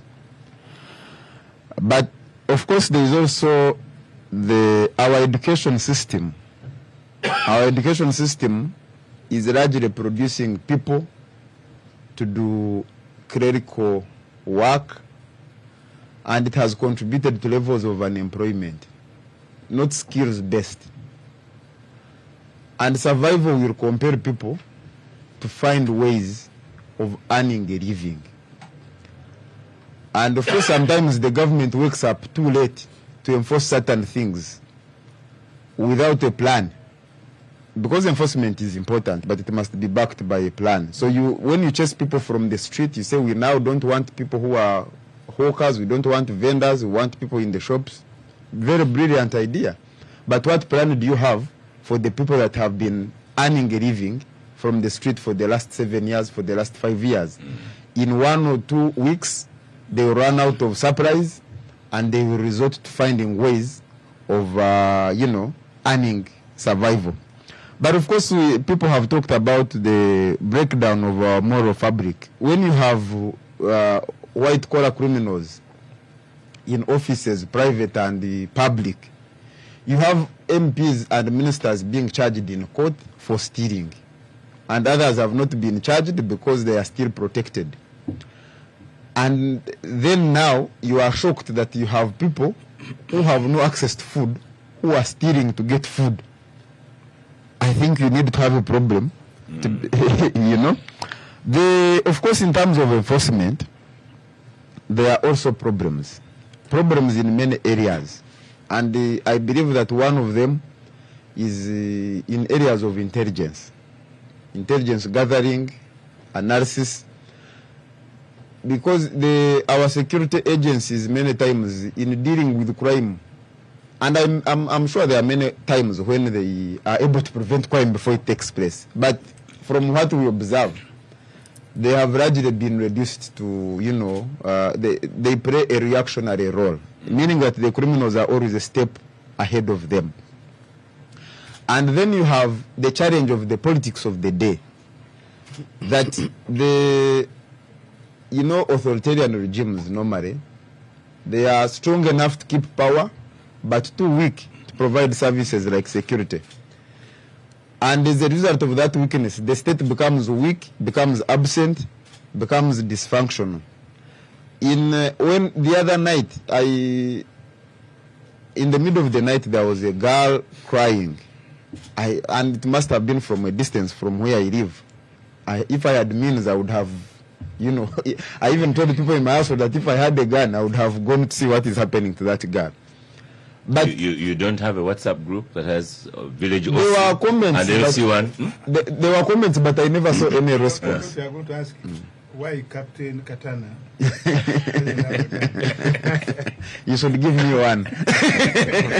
and so, because for us we have a village WhatsApp group. And so OC is there, DPC is there. So when the screaming happens, and so my point is that shout out. My point is that if the state is present, there shouldn't be such incidents where citizens cry and nothing happens to rescue them. But I see you are signaling me to stop. There is another point that I would like to make, that because of the politics of the day, when you see what happens in our country, for example, during the campaign season, there is close fraternization between criminal gangs and the enforcement agencies. And you have seen collaboration. Yes, close collaboration. You have seen there is something now they call ghetto structure. You have seen the people who are supposed to be running crime intelligence are always doing politics. And some of the people they are working with are people with a record of criminality. That fraternization emboldens the criminals because, first of all, they have established relations with big people. But secondly, the people in the lower ranks of police, you know what happened here during the time of Boda, was it Boda 20 what? The one of Chitata, the ex-convict. 2010. And 2010, yes. 2010. So even this fraternization you see of there was an incident when a young man, I think he was from Bari, was killed by one of the gangs. We call them forest something. But the same gangs, because they move around with the director in police, they move around with majors in the army, they are protected. It emboldens them. You'd be shocked to learn that they run, such groups run most of the criminal networks in the city. Yes, you had. I think now he's on remand, having stolen money from a person, a friend of mine. He used to move with a convoy guarded by army. There is a man who killed a woman in broad daylight here at the car bond. At the car bond. Now he moves around guarded by SFC, having been pardoned by the head of state. So criminality in Uganda now, much as crime and human history, they are interlinked. It is largely attributable to the weakness of the state, which has been occasioned by a government that is only focused not on serving the is not focused on serving the people, but regime survival. Benjamin. Let's go to Edgar here as we welcome the Minister, Honorable Lydia Wanyoto Mutende. Welcome to the Capital Gang. Thank you, Oscar, and good morning to my colleagues at the gang. I bring you greetings from Bali City. And she's smarter than when she's in yellow. Today she has Thank you, Oscar. More importantly, she should assure go to the microphone. people of Ofono's age that pensions will be released in time during her tour of duty. We will invite her to talk about We have her increased salaries of all arts teachers, Oscar, in the country, and all lower cadre of government, including ferry operators, technicians, mortuary attendants, it's good you've done that, technicians, you have and for and pension, we are going to have a pension fund, and all the pensioners will live a decent and dignified life after retirement. So this is good for OO's constituency, and we are going to work together. Squeezed in a Kalango. I've always told you that Edgar, I was going to quote a statistic here for you. 2025 police report actually says crime went down. Down by 13%. Yes, by 10.2%. Even traffic-related offences went down. So police is saying things are okay. I did want to be drawn into statistics because it said statistics are like what? This prime show, so I don't want to mention the ones they reveal so much and yet conceal the most what? What is the saying, Benja? You know more English than that statistics are like a bikini. They reveal so much and yet conceal the most vital. So I talk about no, I go to the beach and I He also lives with people who use bikini. That's within your special knowledge. Edgar, this is a good time to thank Star Cafe for powering the gang. Oponopondo has already done his work with Star Cafe. One mug of coffee and two kabalagala. So, whereas some of those statistics show a decline in crime, crime that is reported. Because there's also crime that goes on unreported. And the most organized crime in this country, the most what you'd call economy draining crime in this country goes unreported. Like the gold scammers. It's big business in Uganda. And it also causes us some... we get international challenges, especially for laundering and stuff like that. So, much as we may celebrate decline in the statistics of crime that is being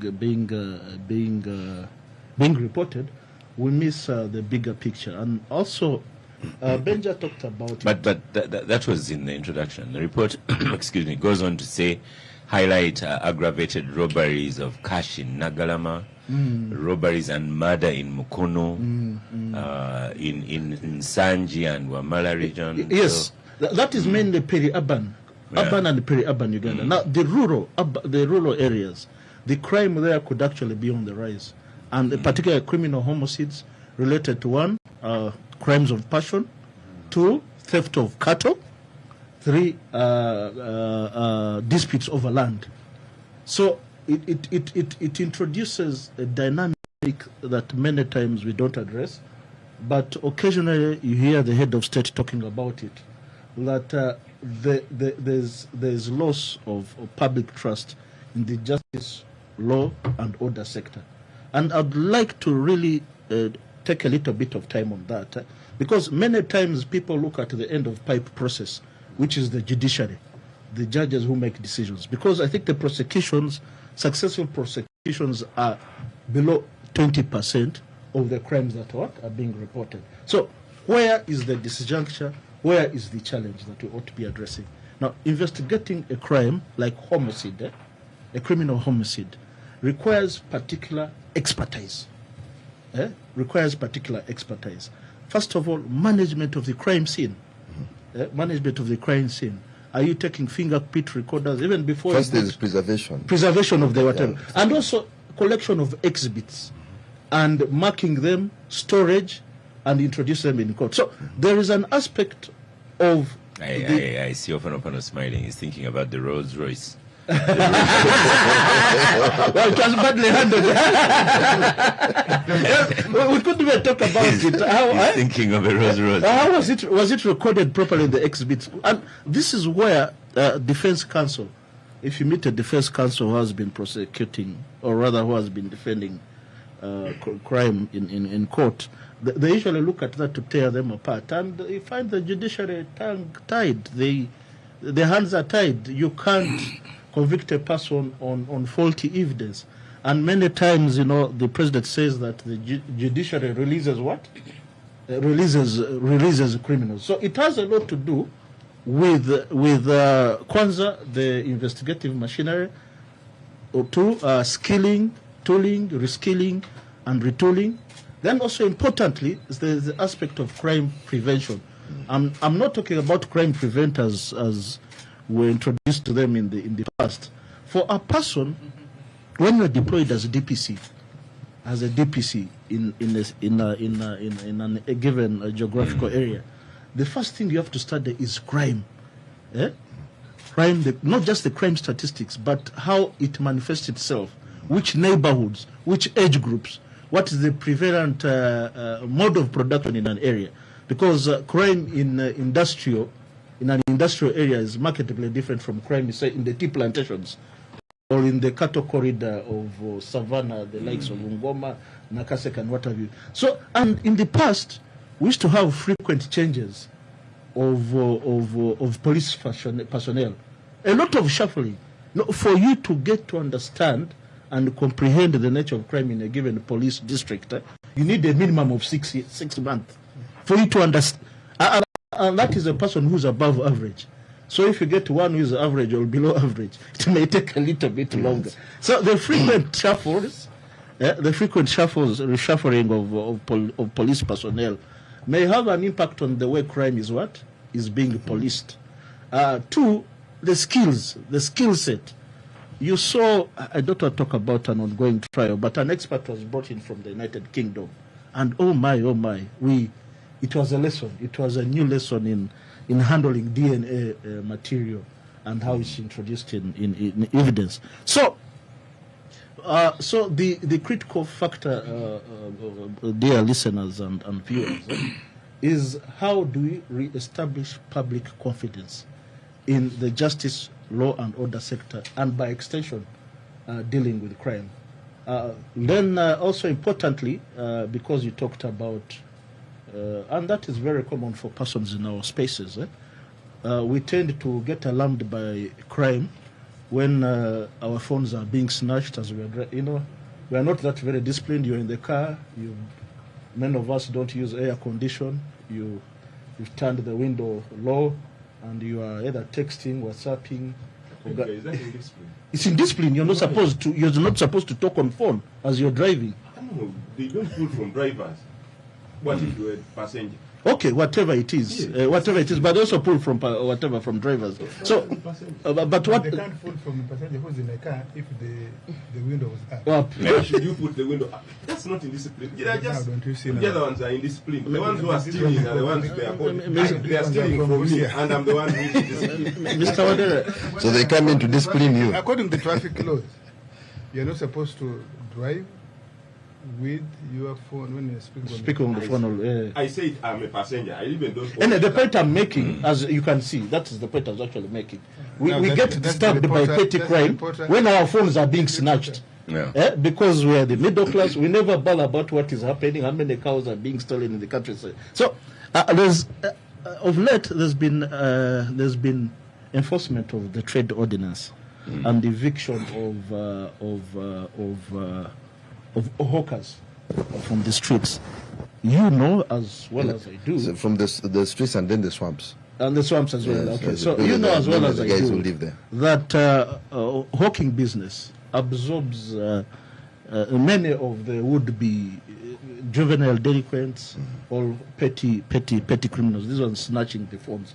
And over the years, we don't have the statistics, but some of the anecdotes you get, maybe there could be some studies there. Unfortunately for us, our social welfare department is not that adequately tooled, is not that adequately facilitated. But whenever there's eviction of hawkers from the streets in Kampala, there's a marked increase in petty crime like snatching of phones. There's marked increase in break-ins. We call it crime of vengeance. Crime of vengeance. Yeah. You say he's an expert. That's the bit about having experts in crime. They come back to society. They come back to society. They believe they've been tickled somewhere. They've been tickled. And these are the dispossessed. No, they are the dispossessed. They are persons we very rarely bring to the fore and have what they call have honest discussions about. So it's beyond the statistics that we are looking at. We have to look at the ones that were released by the police. They finish up that sentence. So yeah, it's important that we also address the factors that give rise to crime, rise in crime. Okay. I spoke to the PS on that trade order activity, and he said he will come here soon and give an explanation. Which PS? Oh, actually, which PS? But I spoke to the old one. Which one? But I'm coming to you, and I'm coming to you, and I'm the one asking you questions. Yes, and the argument is, where did they come from, and how do you put this right? Okay, so they are trying to put this right. Where did the hawkers, the people in the streets, and so on, where did they come from? And I guess he has added those in the swamps. Where did they come from, and how do you deal with them? Well, Oscar, I must say I'm a little bit disappointed by the way you introduced the topic, first of all, for debate, and now the way you are running it. You did not stable. You are going to you present did not better. stable to us data, competent data from official authority. Could have been government, police, for example, or sociologists who have studied, academicians who have studied. There is no report, but you were a little bit clever, you thought, by talking about just referring to the one of the police in 2025, which we read long ago. Probably some didn't buy the following. He told you they stole the mother's coffee. Those are anecdotes.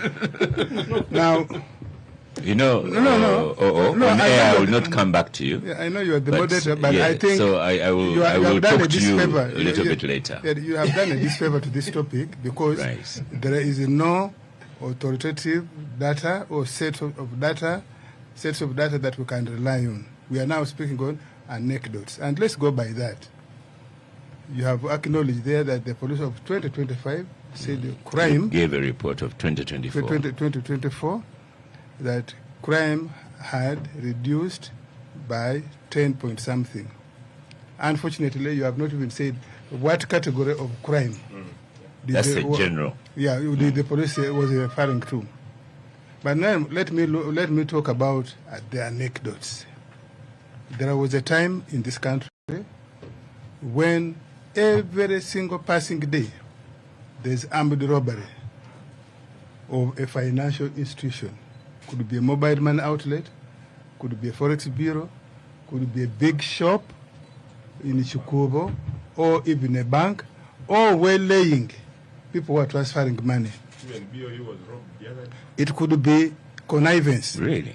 Yes, could be connivance. So I thought that would give us a picture. Robbing of laptops. Yes. Two, there was a time in this country. There was a time. There was a time.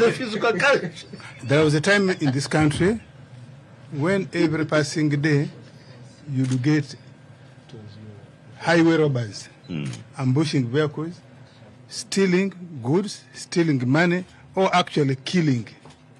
There was a time in this country when every passing night in the Kampala or urban centers, you hear gunshots, they are broken into homes.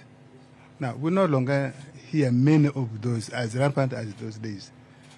Those of us who come from the East, there was a time when every passing day, the Karamajong were a menace on the road. You can't pass without escort, armed escort, military. We no longer hear that. I have been, this is my 3 years and a half now, in Kapelebiong, which borders that volatile area, Karamoja. I am in what they call the Bokora Valley, which actually separates Treso, northern Treso, from Karamoja. Napak, Amudat, Abim. I have not seen, I have not heard Karamajong coming in the numbers they used to come to. What we have there now, probably, your workers, when they go to graze, they leave 2 cows in the bush, and then they find a way of sending to the market. Maybe those. But the other one will no longer. I'm not saying there are no incidents, but generally speaking, UPDF and the police have done a good job there, and including intelligence. So intelligence is working. Now, if we had that, then we would have analyzed, in my view, better. The other one, there was a time in this country when we had child sacrifice, especially in the area of Buganda, Central. Every other day, Masaka, Mukono, where you hear child sacrifice, find a child gets lost.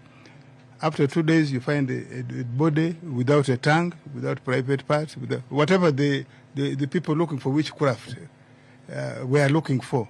We no longer hear that.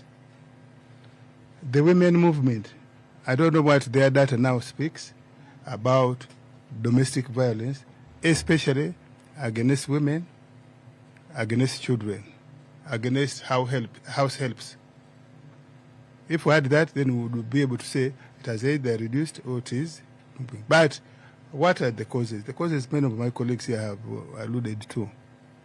The structure of our society.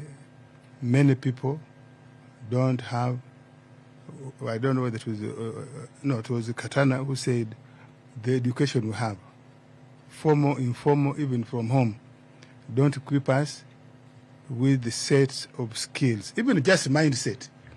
We are in a country where people want to get it quick. I have worked for 40 years. Wandera comes, he's now a journalist in the Monitor, probably earns a quarter of what I earn. He wants to drive a Benz. He drives it, actually. Actually, I'm saying he wants to drive a Benz. Now, if he goes to Parliament and there is a crooked MP who has connived and stolen money, he can actually bribe a journalist to hide the story. Have you noticed that reports from courts of corruption charges, they usually give one name of the suspect? Have you noticed that? This is journalist here. I'm not saying Wandera. But you take note. They will give one name of a suspect or somebody who has been charged. Why? Because they know in Uganda generally, there are many mukasas. There are many Ophonos. So if you say Ophono from Sandy Big Bank was charged, nobody will know which Ophono. Have you noticed that at corruption court, the people appearing there? Now come with camouflage. They wear take advantage of Ebola and so on and so forth. So but this one I'm saying because the journalists do it deliberately because they have been paid. You are one also. And and that's why I know.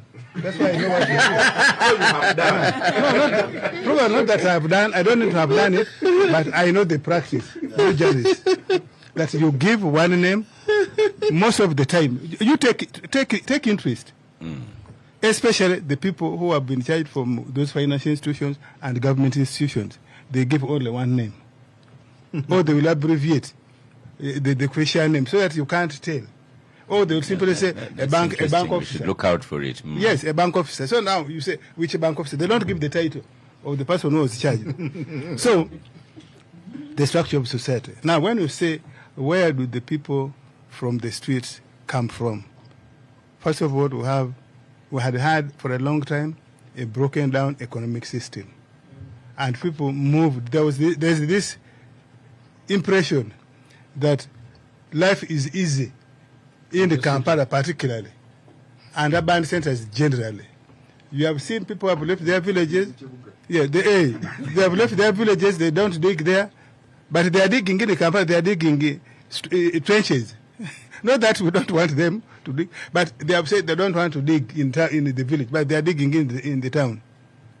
How much are they paid? Probably 6,000.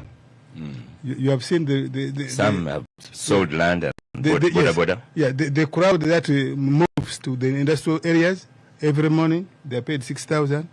That's actually what I also pay my women and youths who are working in my coffee plantation in Tororo and Kapelebion.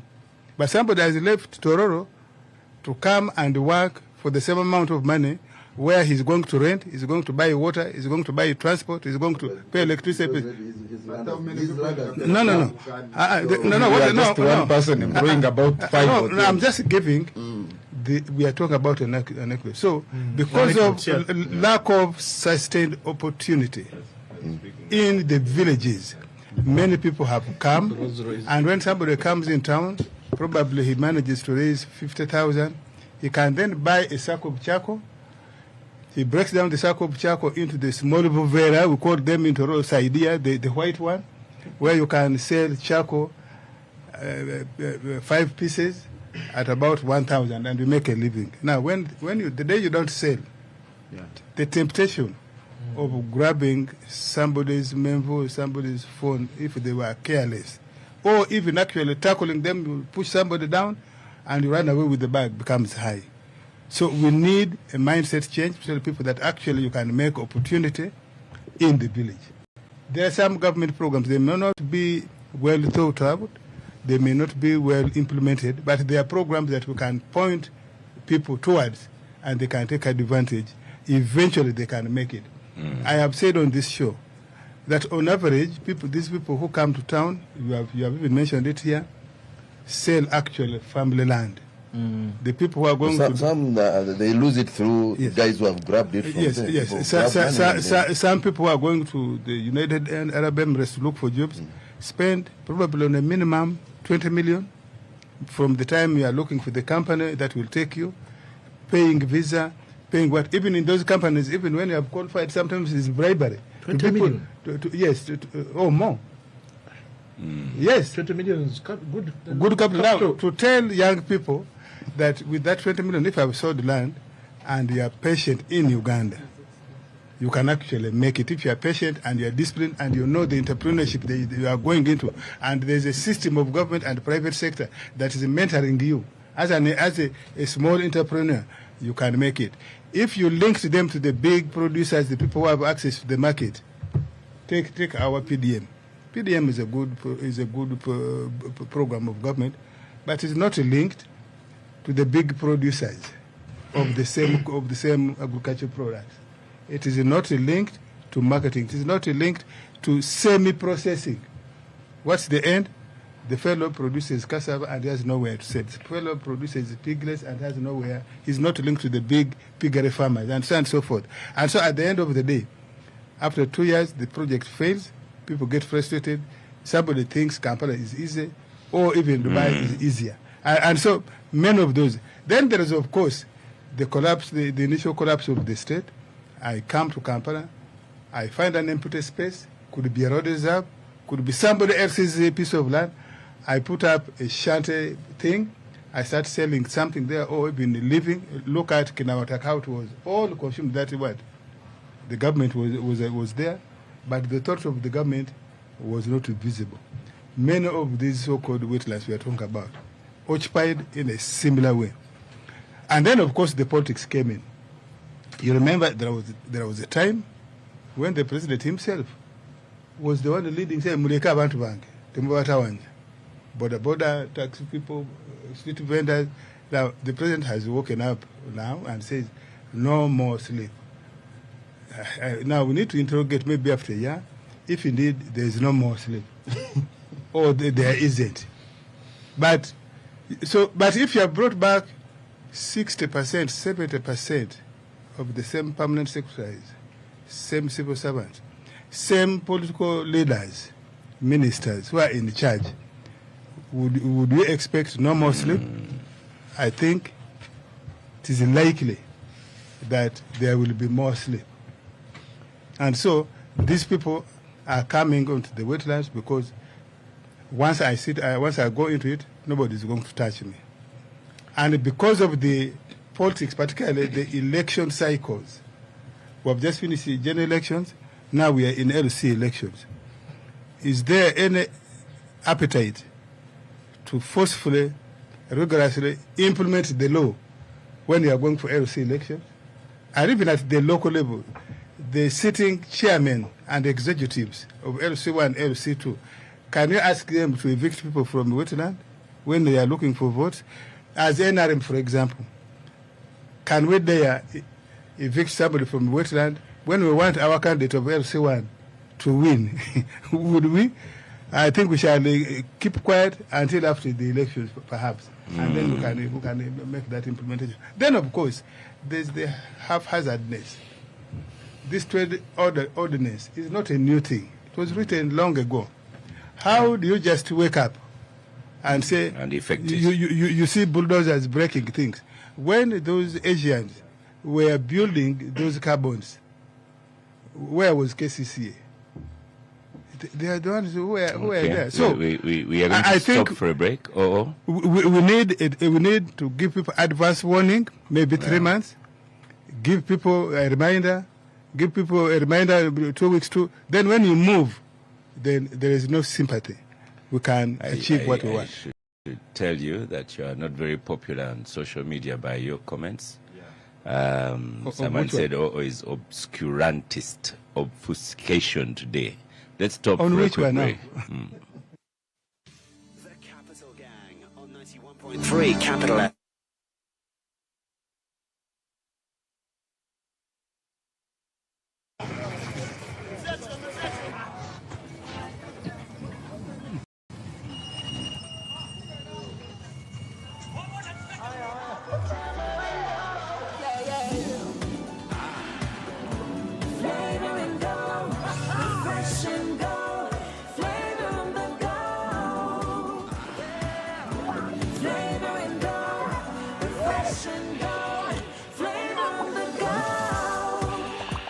Flavor Mocha Chupa. Taste our refreshing, juicy flavors in our 250 ml and 400 ml packs. Splash Kachupa. Flavor Mocha Chupa.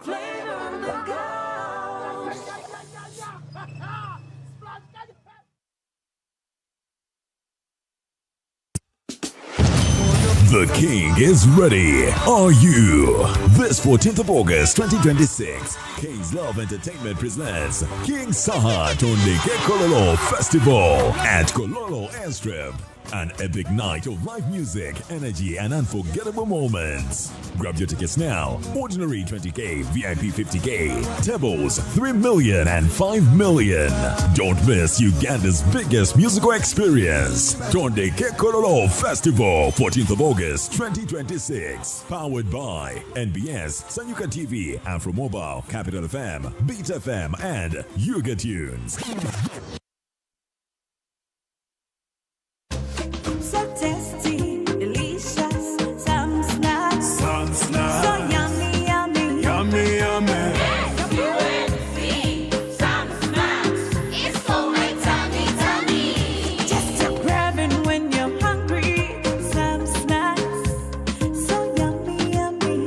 boy and girl, come here, son. Uncle Son's got you. May have some snacks for you. Your man, papa, your granny and your picnic. Well, if I can, the snacks for you. Come pick anything you want. Some snacks for your tummy. Yummy, yummy. Sam's, delivering memorable moments in every household. This July, NBS Television brings you closer to the stories everyone will be talking about. The drama gets deeper with gripping series, local movies, and characters that feel like home. The updates get faster with live coverage of events, breaking news, and real-time moments as they happen. The conversations get bolder with powerful interviews, current affairs, celebrity sit-downs, and voices that shape the nation. From the newsroom to the live scene to the stories that move us. July on NBS Television is fresh, emotional, urgent, and unmissable. NBS. Always. Them for a while. Yeah. So, since entering SEC, she has had them for a while. So maybe. I haven't seen the one who carries her bag to the studio. Let me switch off your microphone. So, Lydia, do aspects of criminality, because your constituency is urban as well. Do you receive complaints of crime? We receive complaints, but the opportunity we have, if we are good as Ugandans, it begins from the village. Because people do not live in a space, in a hanging area. If we did very well on the 28th of July and elected executive leadership of the villages, we'll be able to contain crime. Even in the middle of Kampala city, there is a chairman of LC1 in that area. 71,000. Yes? Chairman LC1 of a cell of a ward in the city in Aban Center, by law, Local Government Act, they can appoint a street committee mainly to deal with the law and order issues. So in our area we call them defense. You don't test for defense. Or what defense is in the committee? There's a committee. So Oscar, you are talking about a very important problem which affects all of us, but we need to look at where does it start, where does the back end. At the end of the day, somebody sleeps somewhere, or you wake up in the morning. Where you sleep, there's an LOC chairman and executive. Where you go to work, there's an LOC and executive. Where you go to steal, there's still the structure of the local leadership can contribute like 60% to solve the problem. In countries that have picked Uganda's best practice of governance structure, the LOC structure, like, let me give an example, like Rwanda, they've perfected management of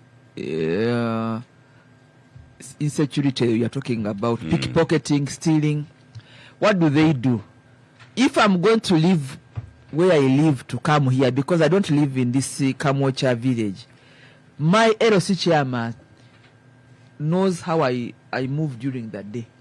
Somehow he has an idea.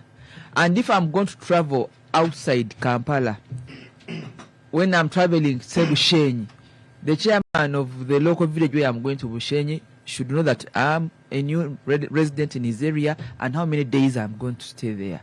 It is that serious. They are organized. They have barazas. Barazas are community meetings. I think you have one in Chigo. So with the even increased technology of smartphones, in urban areas like some of us where we come from, I come from Bale State where I'm a member of parliament, it would be nice to actually initiate village WhatsApp groups so that this, if you've stolen my phone, you should be tracked very quickly, because there must be maybe a police unit, the defense chairman of the village is there. But our problem has gone unnoticed. It has grown. When you go to churches these days, the reverend will announce at a big function that even as you kneel to pray, be mindful of your handbag and your phone, Don't because close you're all your not eyes. sure the person next to you has come to church. I don't know whether people have heard about that. Even at burials, not everybody that goes to a burial has gone to mourn. They've gone to sit near these people who have come from Kampala, and maybe they have a smartphone or a handbag. Before you kneel to pray or to go for the funeral, your bag is grabbed. Weddings. You go for a wedding, they tell you that the Bagole have come, you all raised to receive them. Before you sit down, your phone is gone. So the crime has actually escalated and has become more sophisticated. We used to hear about, there is an area in Kampala where they sell spare parts of vehicles. I'll not mention the name, I don't want to be unfair.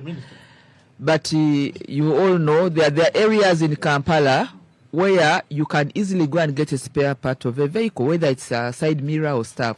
But we have your own. Sometimes yes, you can go and add buy that, back your own but you spare can parts. imagine that you are in a traffic jam, some smart guy comes, picks your driving mirror, and you'll find it in that area, and they'll give it to you. Or you call if you have, some people have even their numbers, you call the people there. I had they will tell you bring half of the price, and you take the money and they fix it back for you. Your side mirror, or even the light, or even phones. Let me give you an example. I went shopping in a supermarket that side of town, and when I'd gone to the till, some young man came and grabbed my bag. So when they were running after him, he threw the bag, but he had picked out my money purse.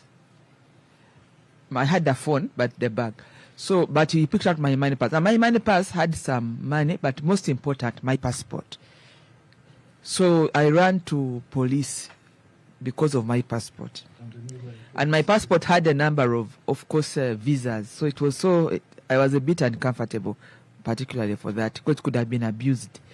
So when I got to the police, this police guy called their contacts. They said, you come back tomorrow. I found my passport at the police. So this thing has grown. It is sophisticated. I of course, the money pass and the money, but what was really, they just said, I said, just give me the passport. So I got my passport at the police, and they said, don't cause problems here. You've gotten what you want, please go. So you are talking about things that happen, and for me, it's a personal. No, there's a member here who got. I think I think I shared with you, yes, because I was traumatized. That they went to police, and police said, "Is he the black one? Is he short?" And they told him, "You bring back that phone." Yeah, for me it was my passport, but the money pass, which had the passport and the money went. So and my national ID. So these things are real. It has happened to me. And the guy just saw me. You know how you go and pick a trolley, then you put your bag on that trolley. He was just following me and picked the bag on the trolley. So it is a big thing, but what I wanted to add, it's more complicated than you see on the streets. People, they have built a chain of networks. You may be chasing Edgar when actually has passed on the whatever to OO, and OO has passed. So by the time you get Edgar, there is even no evidence. So they are organized, they've been around, and they know what to do. So to break that, we need to build multiple layers of vigilance. But the campaign starts at the households and on the villages. There is no policeman up there or security official up there that is going to help us to break this crime. It is built, it's entrenched, and it's now networked. And it picks, and people make money.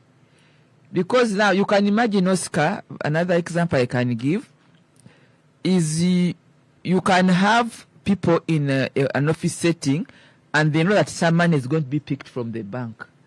So they track a cashier. The fellow goes to the bank, he's being trailed. There's trailing. You go pick the bank. The moment you get out of the bank, these guys come and grab you. I don't know if you have been following this. So, and they are so fast. They come and grab the money. Before you know what, it is gone. Through so many, it's like a relay game. They pass on the baton like that. So to break this, there's a lot of combined effort that is required. Both the village leaders, the crime intelligence, the police, and many other people. A one person off cannot manage this crime. It is growing. Let me get. And the population is also growing, and young people are getting more desperate because of lack of their aspirations and unmet expectations about opportunities.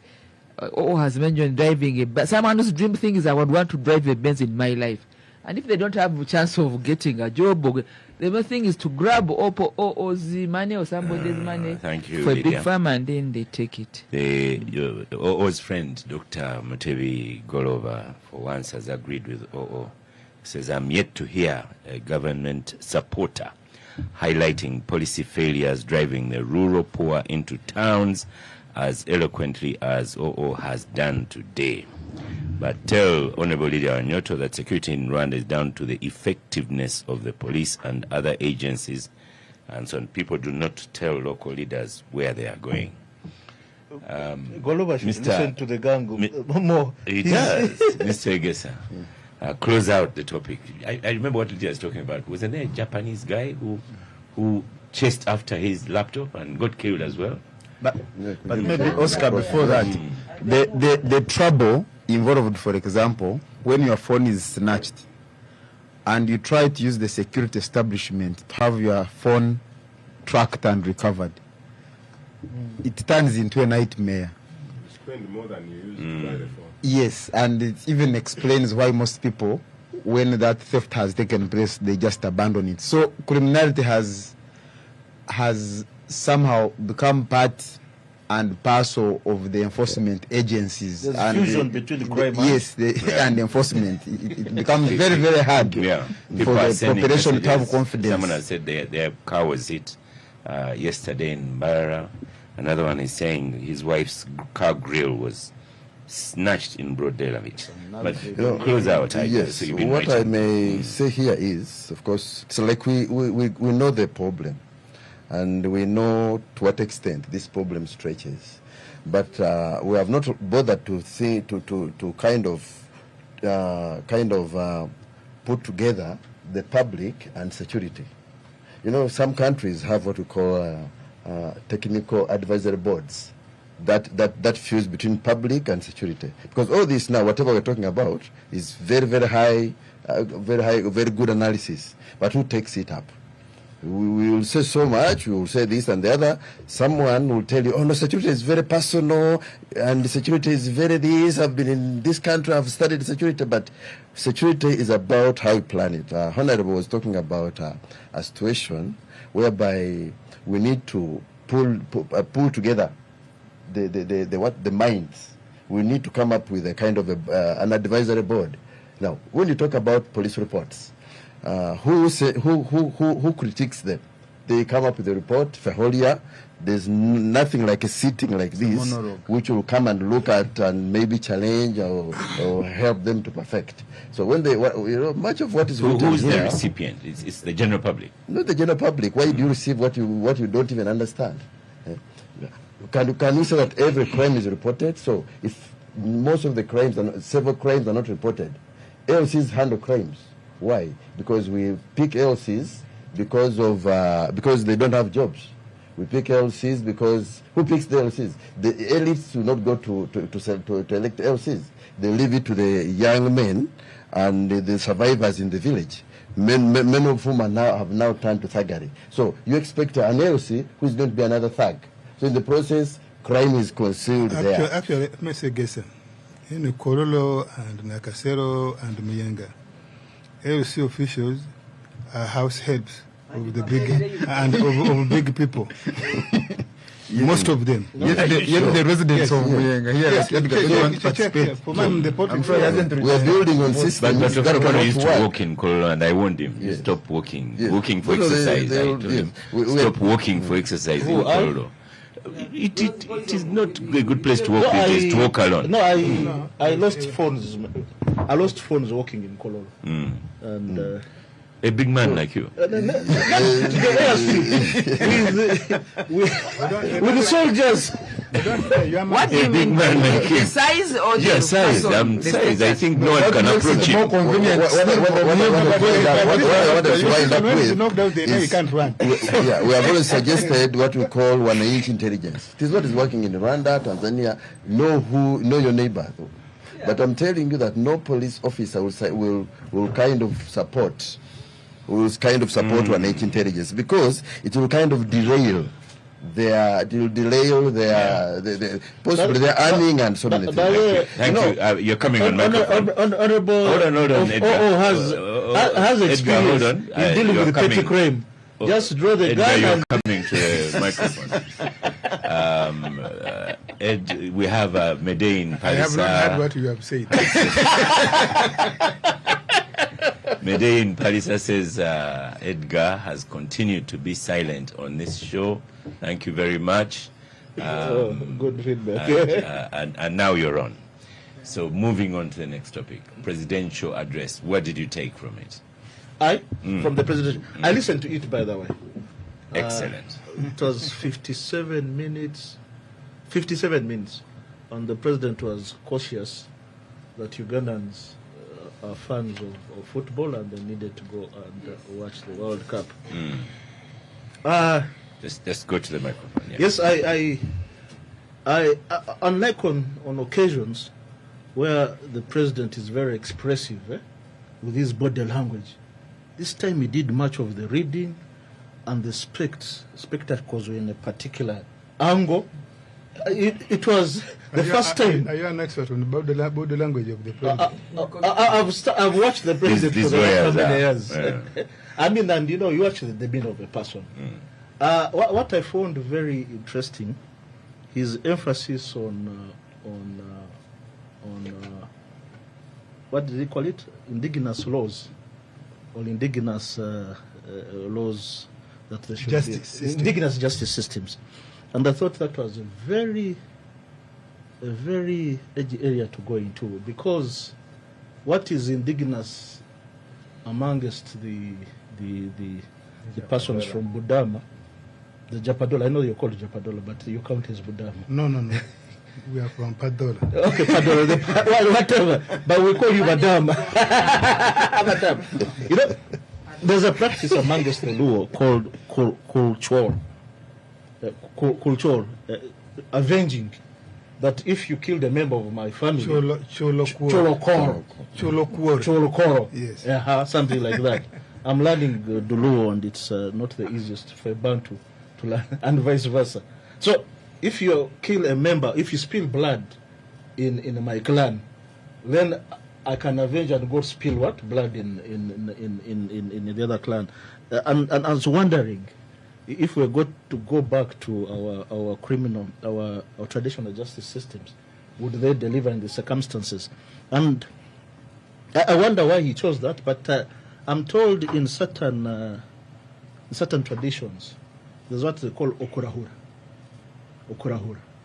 In my language, my mother tongue is Kwenderani. Korahura muntu na kuterentomye. If you mock a person, provoke a person, he's under their tradition, is at liberty to inflict some pain on you. I'm looking for an opinion. What did you take from the presidential address? Yes, You've done the analysis and so on, but I want your opinion. I'm coming to it. I'm telling you that the person has retreated to bestiality now. well, that's your takeaway. So I think it's in relation to what has been emerging amongst the political detainees, and them emerging out of prison or out of detention, physically drained, and maybe physically and emotionally drained. And I think he was giving justification for that. Yeah. But more importantly, he mentioned about one of the political trials going on, that why is he delaying the trial? Why doesn't he prove his innocence in court? My takeaway from the president, I don't think he really meant that the person should prove his innocence, because that would run counter to even our own traditional systems. because our traditional systems are like, tosala gwakawala nga tonawuliza ki ogwakalenzi. And it's the state that must prove your guilt. Yes, it's the state that proved by your guilt. Then secondly, there's also the other notion, I think, enchimba tekolachi. Yeah. You can't be judged in your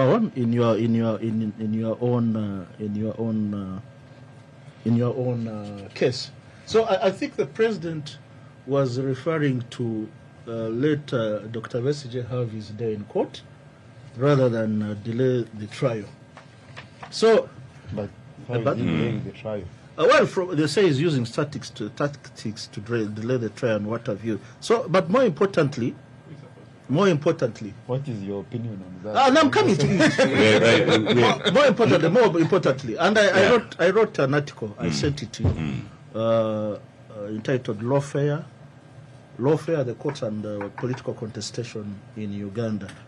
There are states in this region that have no room for such niceties, that when they are dealing with subversion or dealing with the dissidents or political opponents, that they take the theater of their quarrels, their disputes to the courts. There are states in this region that do have a quick method to it. They decapitate you, and the matter is put to rest. They're the ones you want to benchmark on. No, I don't want to benchmark on. I am glad that the president is still considering the courts, and we have not descended into that arena where we think we should take the law into our place. So, lastly, it's important, it's incumbent upon all of us. It's just not only the state that undermines the independence of the courts. Also, non-state operators, persons outside of the state, do undermine the independence of the courts. I know Katana wants to talk about Mwanga Chivumbi, so we will talk about Mwanga Chivumbi was released on bail by the same courts that people were busting. So it's important that we strengthen the courts. It's also important that confidence of the public in the courts is not eroded. For when people have no confidence in the courts. Thank you. The experiment. The experiment has been very costly. Thank you. What was your take from the presidential address? I think the president may keep to his long-standing message. Go to the microphone. His long-standing message about people who seem to have forgotten where Uganda came from and how Uganda reached today, or modest sense of security, modest sense of progress made in the economic field, unity and so on. And I was just saying, by the way, even when you think we are relaxed, the laws we have written, we can still do a hard tackle. In the same week, by the way, I wrote an article saying the chaos in Museveni's Uganda need shock therapy measures. And I think the president was saying we shall administer shock therapy. Because you see, I also said some time back on this show, I said the current indiscipline in the country is mainly by we, or you, the civilian elites, who have now mobilized lower level groups to think that because there is the law, you will behave as you wish and get away with it. You have seen during elections, political leaders, candidates in the NRM and the opposition, who behave as if when you're a candidate in an election, the laws don't apply. And the president was simply giving that message of a shock therapy to jolt you. Even in the opposition? Yes, to jolt you. And in the sense, in my understanding of him on referring to Besigye and others, you have seen each time previously, which I think is not normal, you mobilize your sympathizers, for example, to go to court and intimidate the court process, the judicial process. You harangue a magistrate, you harangue a judge, you do all sorts of things that a judge should not be free in mind to take a decision that is appropriate in the circumstances of the judge in a courtroom and evidence being presented to him or to her. Two, you have seen people playing games deliberately. You have seen some people feigning sickness, for example.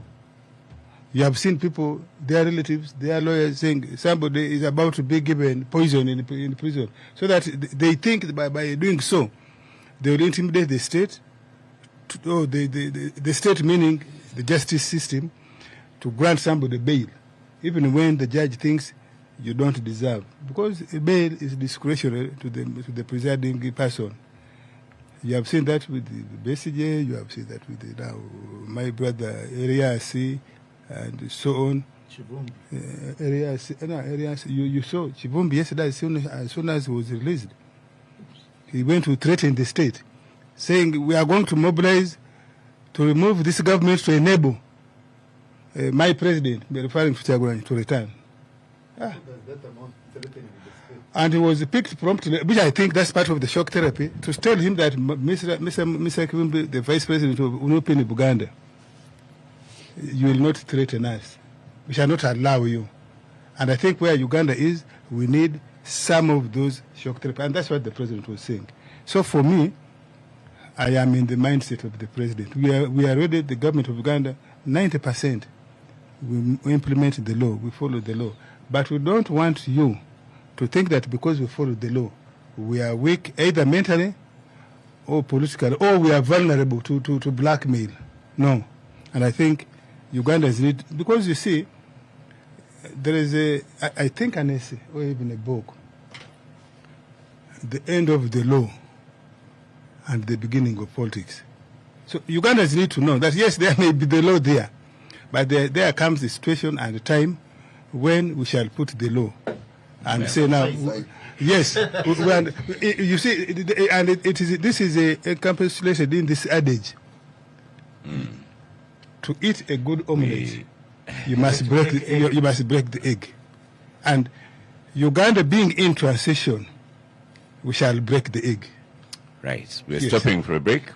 After the break, we'll go to the other NRM, who is a minister, Honorable Lydia Wanyoto, to get her opinion as well.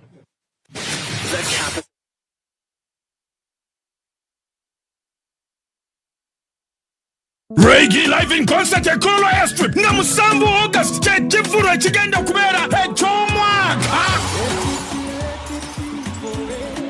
Get ready about the biggest Ugandan show Mustari ya Kitombola Waguru Matara screen stage ne sound ngabyona ya Phenon Records chinye mitware satwe are badi ngo konsa momo emitware 2 lete mitware 5 are badi ngo kuje kumomo emitware 3 emeze y'abantu mukaga million 2 y'abantu munana ya million 3 nyiga kamunyenye mu mukaga 5 kamyenye 20 otunga ticket yawe Reiji yata hawesen Uganda namani hati ninyetabe mbara ababushenyi igara yantonde abeibanda rukungiri muije murebe mwana wanyu natera nat Honda no shotwagara mwebyani byanyu amate ebishapa stacking koranyenye Kolo Airstrip Musambu August bitegekedwa Abitex Promotions. It might seem crazy what I'm about to say. Here's how you chase that gray away. You're a hot air balloon that can go to space. With the air like you don't care, baby, by the way. Surrender today and show your smile, please. The world's forced back at you, so come on.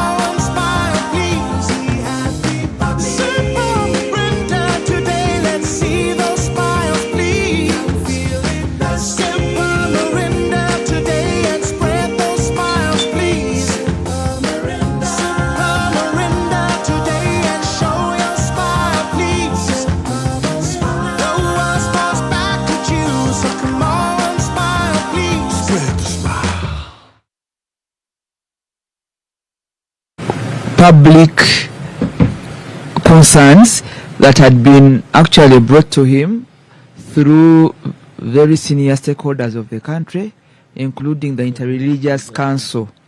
So when you saw him talking, he was mindful of that because he had engagements with such high-level community people. And some of the issues were like the trade order issues. You've raised issues of human rights in a broader spectrum.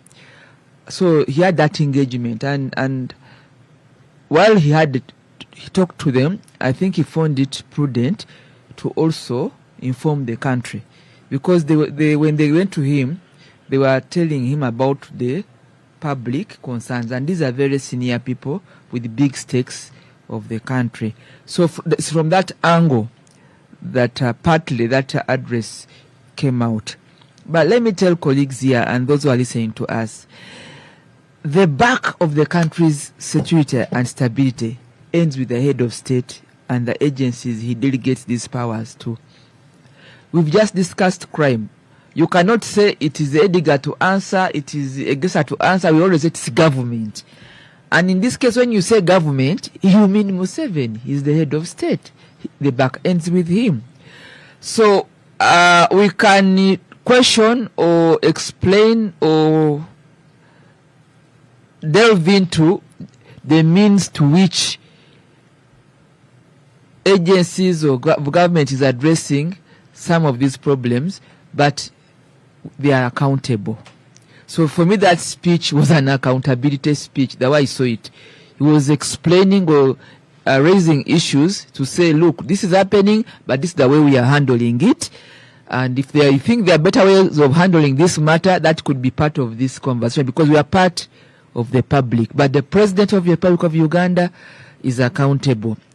I don't know how many of you on the gang and listeners listened to Genome Hos's speech at Kaweweta at the pass out. Or you've been training some of these people. There are over 10,000 Ugandans, young people, that have been undergoing training. A core the take of our country's population. They've been training for over 6 months to join the forces. But you could see that some, from his message, where they talked about how we should do the contribution of security and stability in focusing the country's contribution on security and securing our country to get the tenfold growth. So we find that many stakeholders are mindful of what it will take Uganda to remain or be stable so that we can deliver our country's aspiration of the tenfold growth of an economy that grows. But at the end of the day, there are those that have been assigned to ensure where your finger Oscar points. So for me, that is the summary of the speech, and I think it has caught fire. Everywhere you go, you find that people are speaking to it so that we answer questions of accountability because the back ends with the head of state and those he has delegated to deliver the country to where we want to go. Yes. Benjamin, there are some interesting bits where it says unpatriotic Ugandans who are in a Kisaru, a wetland. You know, first of all, the speech by the head of state clearly painted a picture that the escalation of violence by the army, the abductions, the torture of people like Lukwago and the rest is deliberate, sanctioned, and part of a bigger political strategy of the NRM government. And that strategy is intended to achieve total silence from those that are not in support of certain machinations of the regime.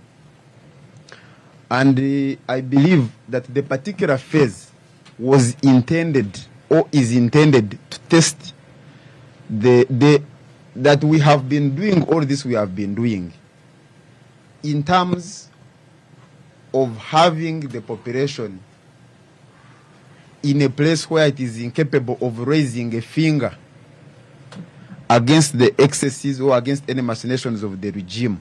Where are we? Are these people capable, for example, of organizing a protest because we have done ABC, we have provoked them?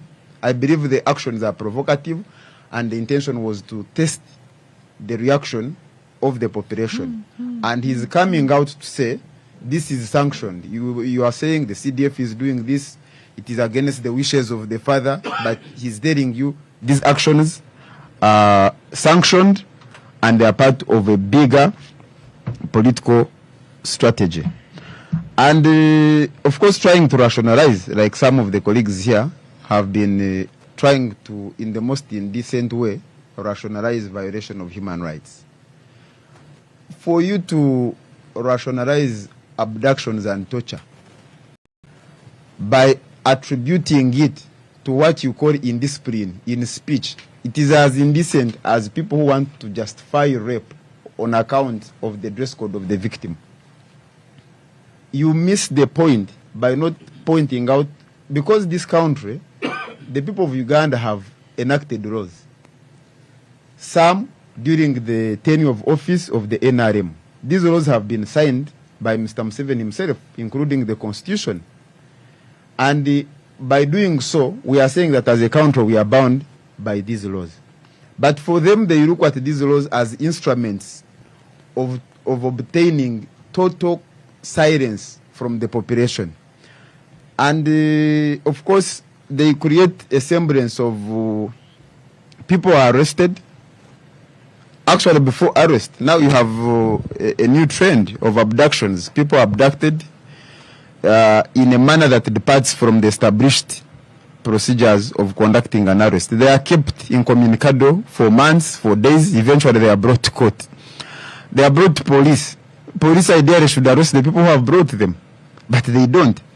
And then Mr. Museveni says, let Besigye prove his innocence, because he wants to take him through a semblance of a trial to create an impression, a deceptive impression to the population and the world that we have gone through a legitimate process. But he already has a predetermined result, which the CDF has not been shy to say. We want to hang Besigye. He has said it on several occasions on his X. And even the manner in which the trial has been conducted, I don't see how, because the issues that now are being used to rationalize the failure to conduct a trial is that he's raising applications. But these applications he's been making, his team has been making in court, are as a result of the conduct of the state itself, the way he was arrested, the way the trial has been conducted, and so if he makes applications in exercise of his rights under the law, there is no way you can say that he's the one delaying the trial. So I think most of those comments really bordered on dishonesty. They also largely pointed to the attempt to psychologically manipulate the population, to manipulate the population into thinking that he is the victim and the government is the victim, but when actually the victims are these people that have been subjected to treatment that is outside the law, is outside the morality, is outside common sense. Derek Wandera, what did you take from the presidential address? I think, for one, the president spoke to the population at the time he needed to. President Museveni is one person I've really appreciated in terms of reading the room. He reads the room and the situation, and he comes out to speak when he must. In the past 3 or so months, the country has been, in that phase of asking all this that's happening. What's the president's speech? What's the president's response to this? I know prior to, for instance, former Minister Miriam Atembe's arrest, she had been on on social media and other media platforms saying, but where is the president in all this, you know? And probably she was very, you know, candid to have gone to social media and whatever. But I know that for sure very many Ugandans had been asking the question where the president's voice in everything that has been happening, especially the abductions and arrests and stuff. So the president comes out to actually reassert his voice and say, I know about this, and my stand is I am aware of what's happening, and probably giving reasons as to why he was doing the same. So my takeaway is the president spoke what many people didn't expect him to, but at least wanted to hear something from him. So many people probably would have said he will come and say, no, these things that are happening, you know, I don't know about them. I don't know who did this and that. But he came out and spoke on about all the arrests and gave an account to them. And he was very particular in saying, I know about it. I had him say, and his you know, talk about Miriam Matembe, that she limped into the courtroom but forgot to limp out. You know, forgot to limp out. And he behaved like Among when she was mocking Zake. Yeah, true. Yeah, true. And then I hear Edgar. Being locked up in an ungazetted area can be very traumatizing. So I think the limping in and the jumping out of the courtroom can be explained. I listened to my senior brother Edgar saying, you know, Mwanga Chivumbi was massaged and saluted to whatever. He didn't say. I didn't say that.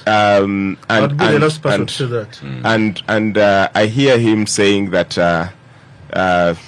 maybe not or didn't, but he could have meant it, but he didn't say. He insinuated, in my view, I think. No. Let me correct the impression. I said there are states in this region that have a permanent solution to dissent and subversion. You're decapitated. And then I said that it is heartwarming to see that the president is emphasizing settling disputes in the courts of law. Which has been the case always with the president. I don't think there is any, if you were to disagree with President Museveni, at least he has always done everything in a legal manner. He uses the law to do everything, even when very many Ugandans come out. The law. He uses the law. Even when Ugandans come out and disagree with him, at least he uses the law in whichever thing he does. Even if it's about changing the constitution, he says we have to do this because it's constitutionally okay to, you know, to amend the constitution and stuff like that, and which he has done very, very successfully. But at the end of the day, at the end of the day, I know that for sure there are many Ugandans who disagree with the way the law is used in this country, and probably those are the ones who are going to come out and bang tables and like you heard from Benjamin. From among them. I don't know whether Mr. Gesa, you're on microphone. But what did you take from the presidential politics of the country? Of course, I'm allergic to politics, but at the same time, the message or what the president put out was more of a buffet. And as the Samia Mugwe, I picked out the fish and kalo. The Ngen I picked is I just loved the way the president appreciated how the cadreship fiber of NRA kind of got sick when he talked about the Naja Kuria having replaced Tukole. The Tukole were the original NRMs. Yes. Then he says around the way when several cadres died or fell sick or got weak, they were misplaced by the Naja Kurias. Now, you know, there's a very good analysis because now the president knows the worms that are eating the stomach of this nation, not only politically but even administratively. you find that several things have not worked. That's why he came up. He struggles to fix this country. He brought up a PDM because giving money through the ministers was a problem. So he said, look, let me throw it at a certain level so that people, whatever little they get, they will say that the president gave us some money. Now, that is a situation that we are dealing with the Niger Couriers. And if the president has come up to say the Niger Couriers are a problem, he should deal with the Niger Couriers so that we get the real, this fiber, the sick fiber should either be repaired or replaced. So that the Niger Couriers and expect to reap. There's something that has happened that has escaped us. Give him time. Let him finish. Odrek Rwabogo is talking of reforming the NRM. And I remember Ofono Pondo asking the Honorable Daudi Kawanda on Twitter that they had better make the position clear. Has NRM died away, and should we all submit to CLU? They can replace that sick fiber. It is really there. Because to a certain extent, you can see that at a certain level, the president does not even trust his own cadres. Yes, because he says they are Niger Couriers, and truly, they have eaten. And because they have eaten, the poor people are suffering, and because they are suffering, they have now resorted to crime. It is a result of his deliberate efforts. So you cannot plant peas and expect to harvest beans. Benjamin Katana responding to Edgar. Yeah. So is Mwanga Chibumbi got bail? Is he out or back in? Well, he got bail, and yesterday on his way back to Butambara, he was abducted. From Butambara, he was abducted around Mpiji, which is not new previously, and I have seen some people mischievously trying to attribute it to a speech he gave, but even the late Segrinya Sewanyana, where after being granted bail, grabbed and taken back to prison. So I think it has become the modus operandi of the regime to finish that. Yes, to make sure that the law is only used conveniently. When they want to grab, when they want to stop a person from running to be a speaker, they say she's a suspect of corruption. They stopped her from. But when they want to get someone off the hook, they say, this was a small mistake. They came and apologized to me. These people, the Namjus and the rest, on record in Changwan said, they came and apologized to me. So meaning that you were not there. The president said they gave me useful information. Now, in the legal system, you know very well that yes. So he dropped charges as the DPP. The DPP. So the head of state was the DPP.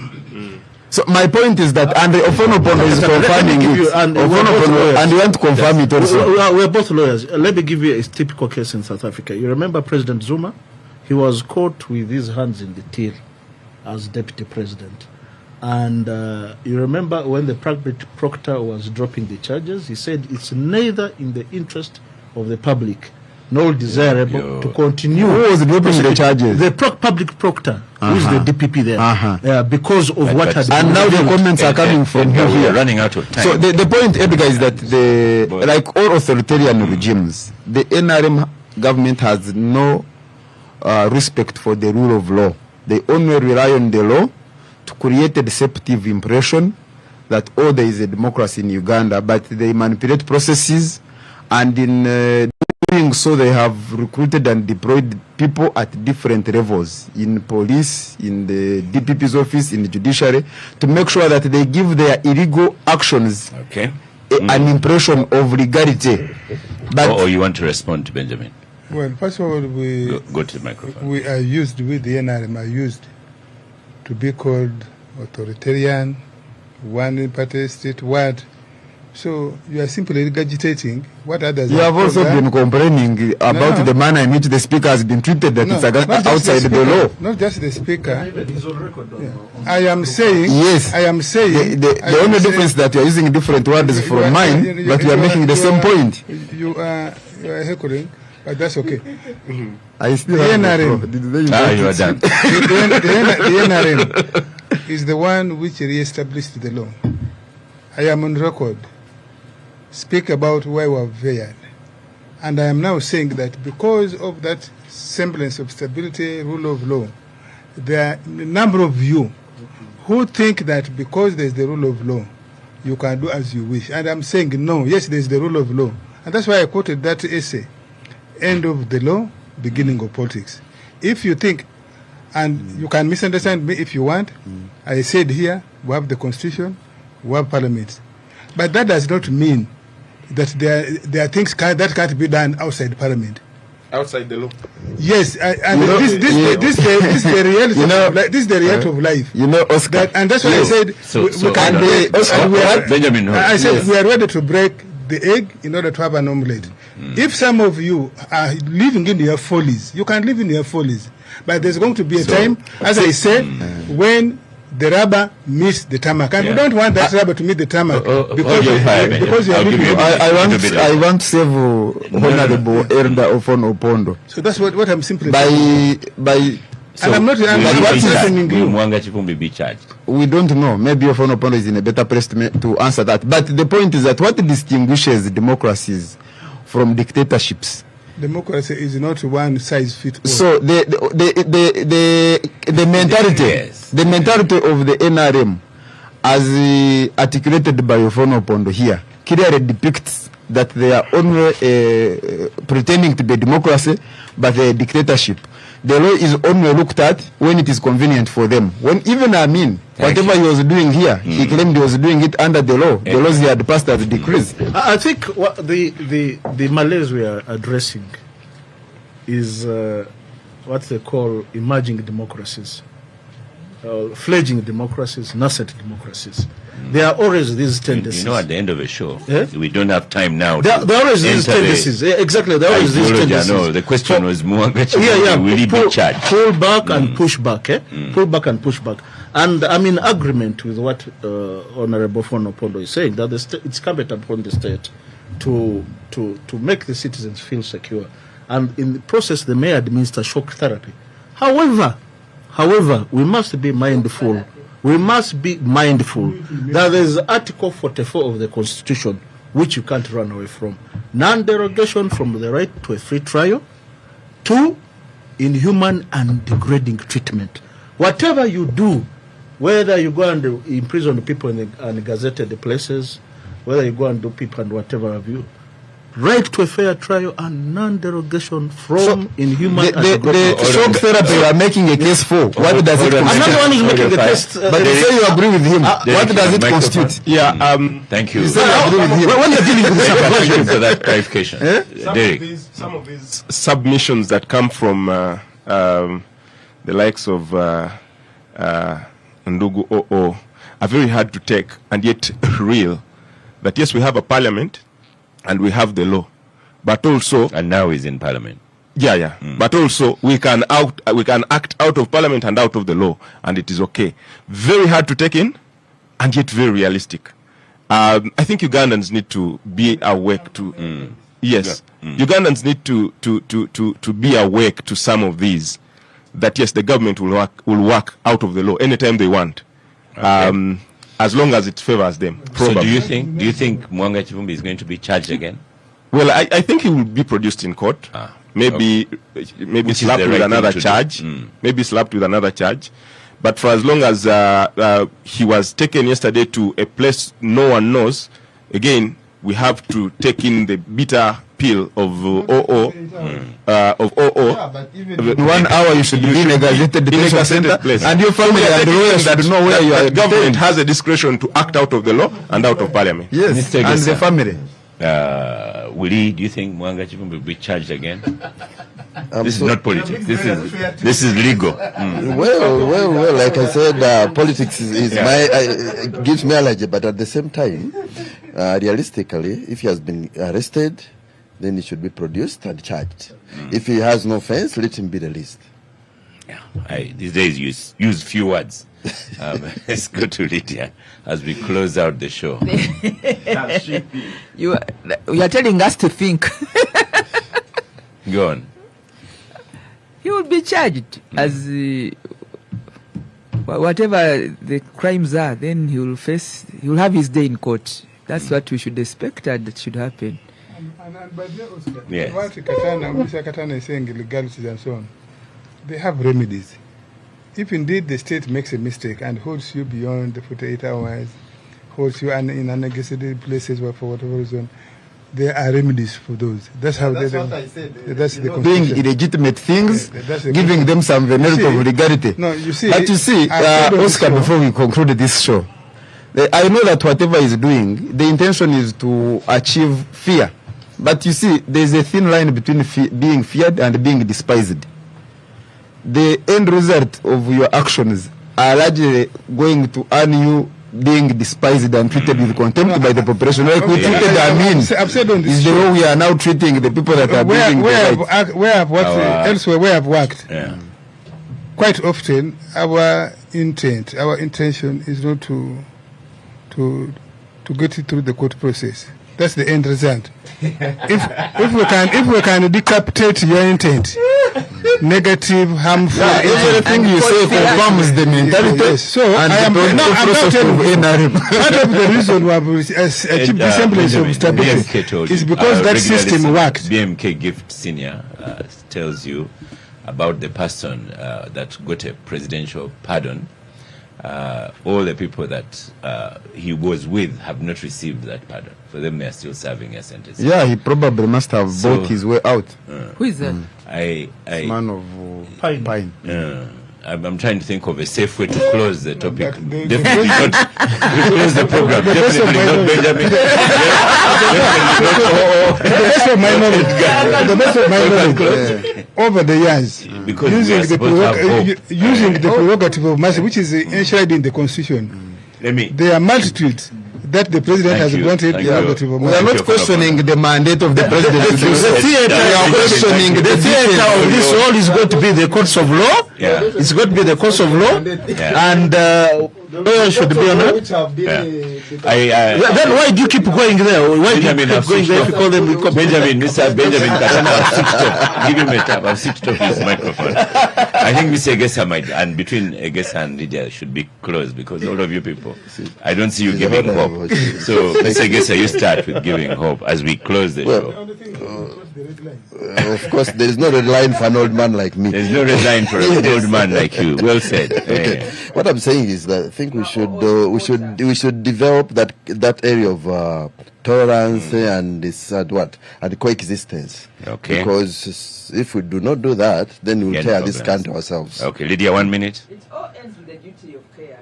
So if the leadership of the country owes Uganda a duty of care, okay, we can still have these conversations. Thank you so much. That everything is made for stability of the country. Honorable Leader Wanyoto. How long will I keep reminding you to turn your tongue? I have trained my tongue. To refer to me. Honorable Fonopondo. Thank you, Benjamin Katana. Tell your tongue. Derek Wanzea. Honorable Lydia Wanyoto. Train your tongue. Thank you, Star Cafe. Continue following us on social media platforms. We have Capital Radio, NBS TV. Continue. And I am Oscar Semoyamsuke, and I shall see you next week.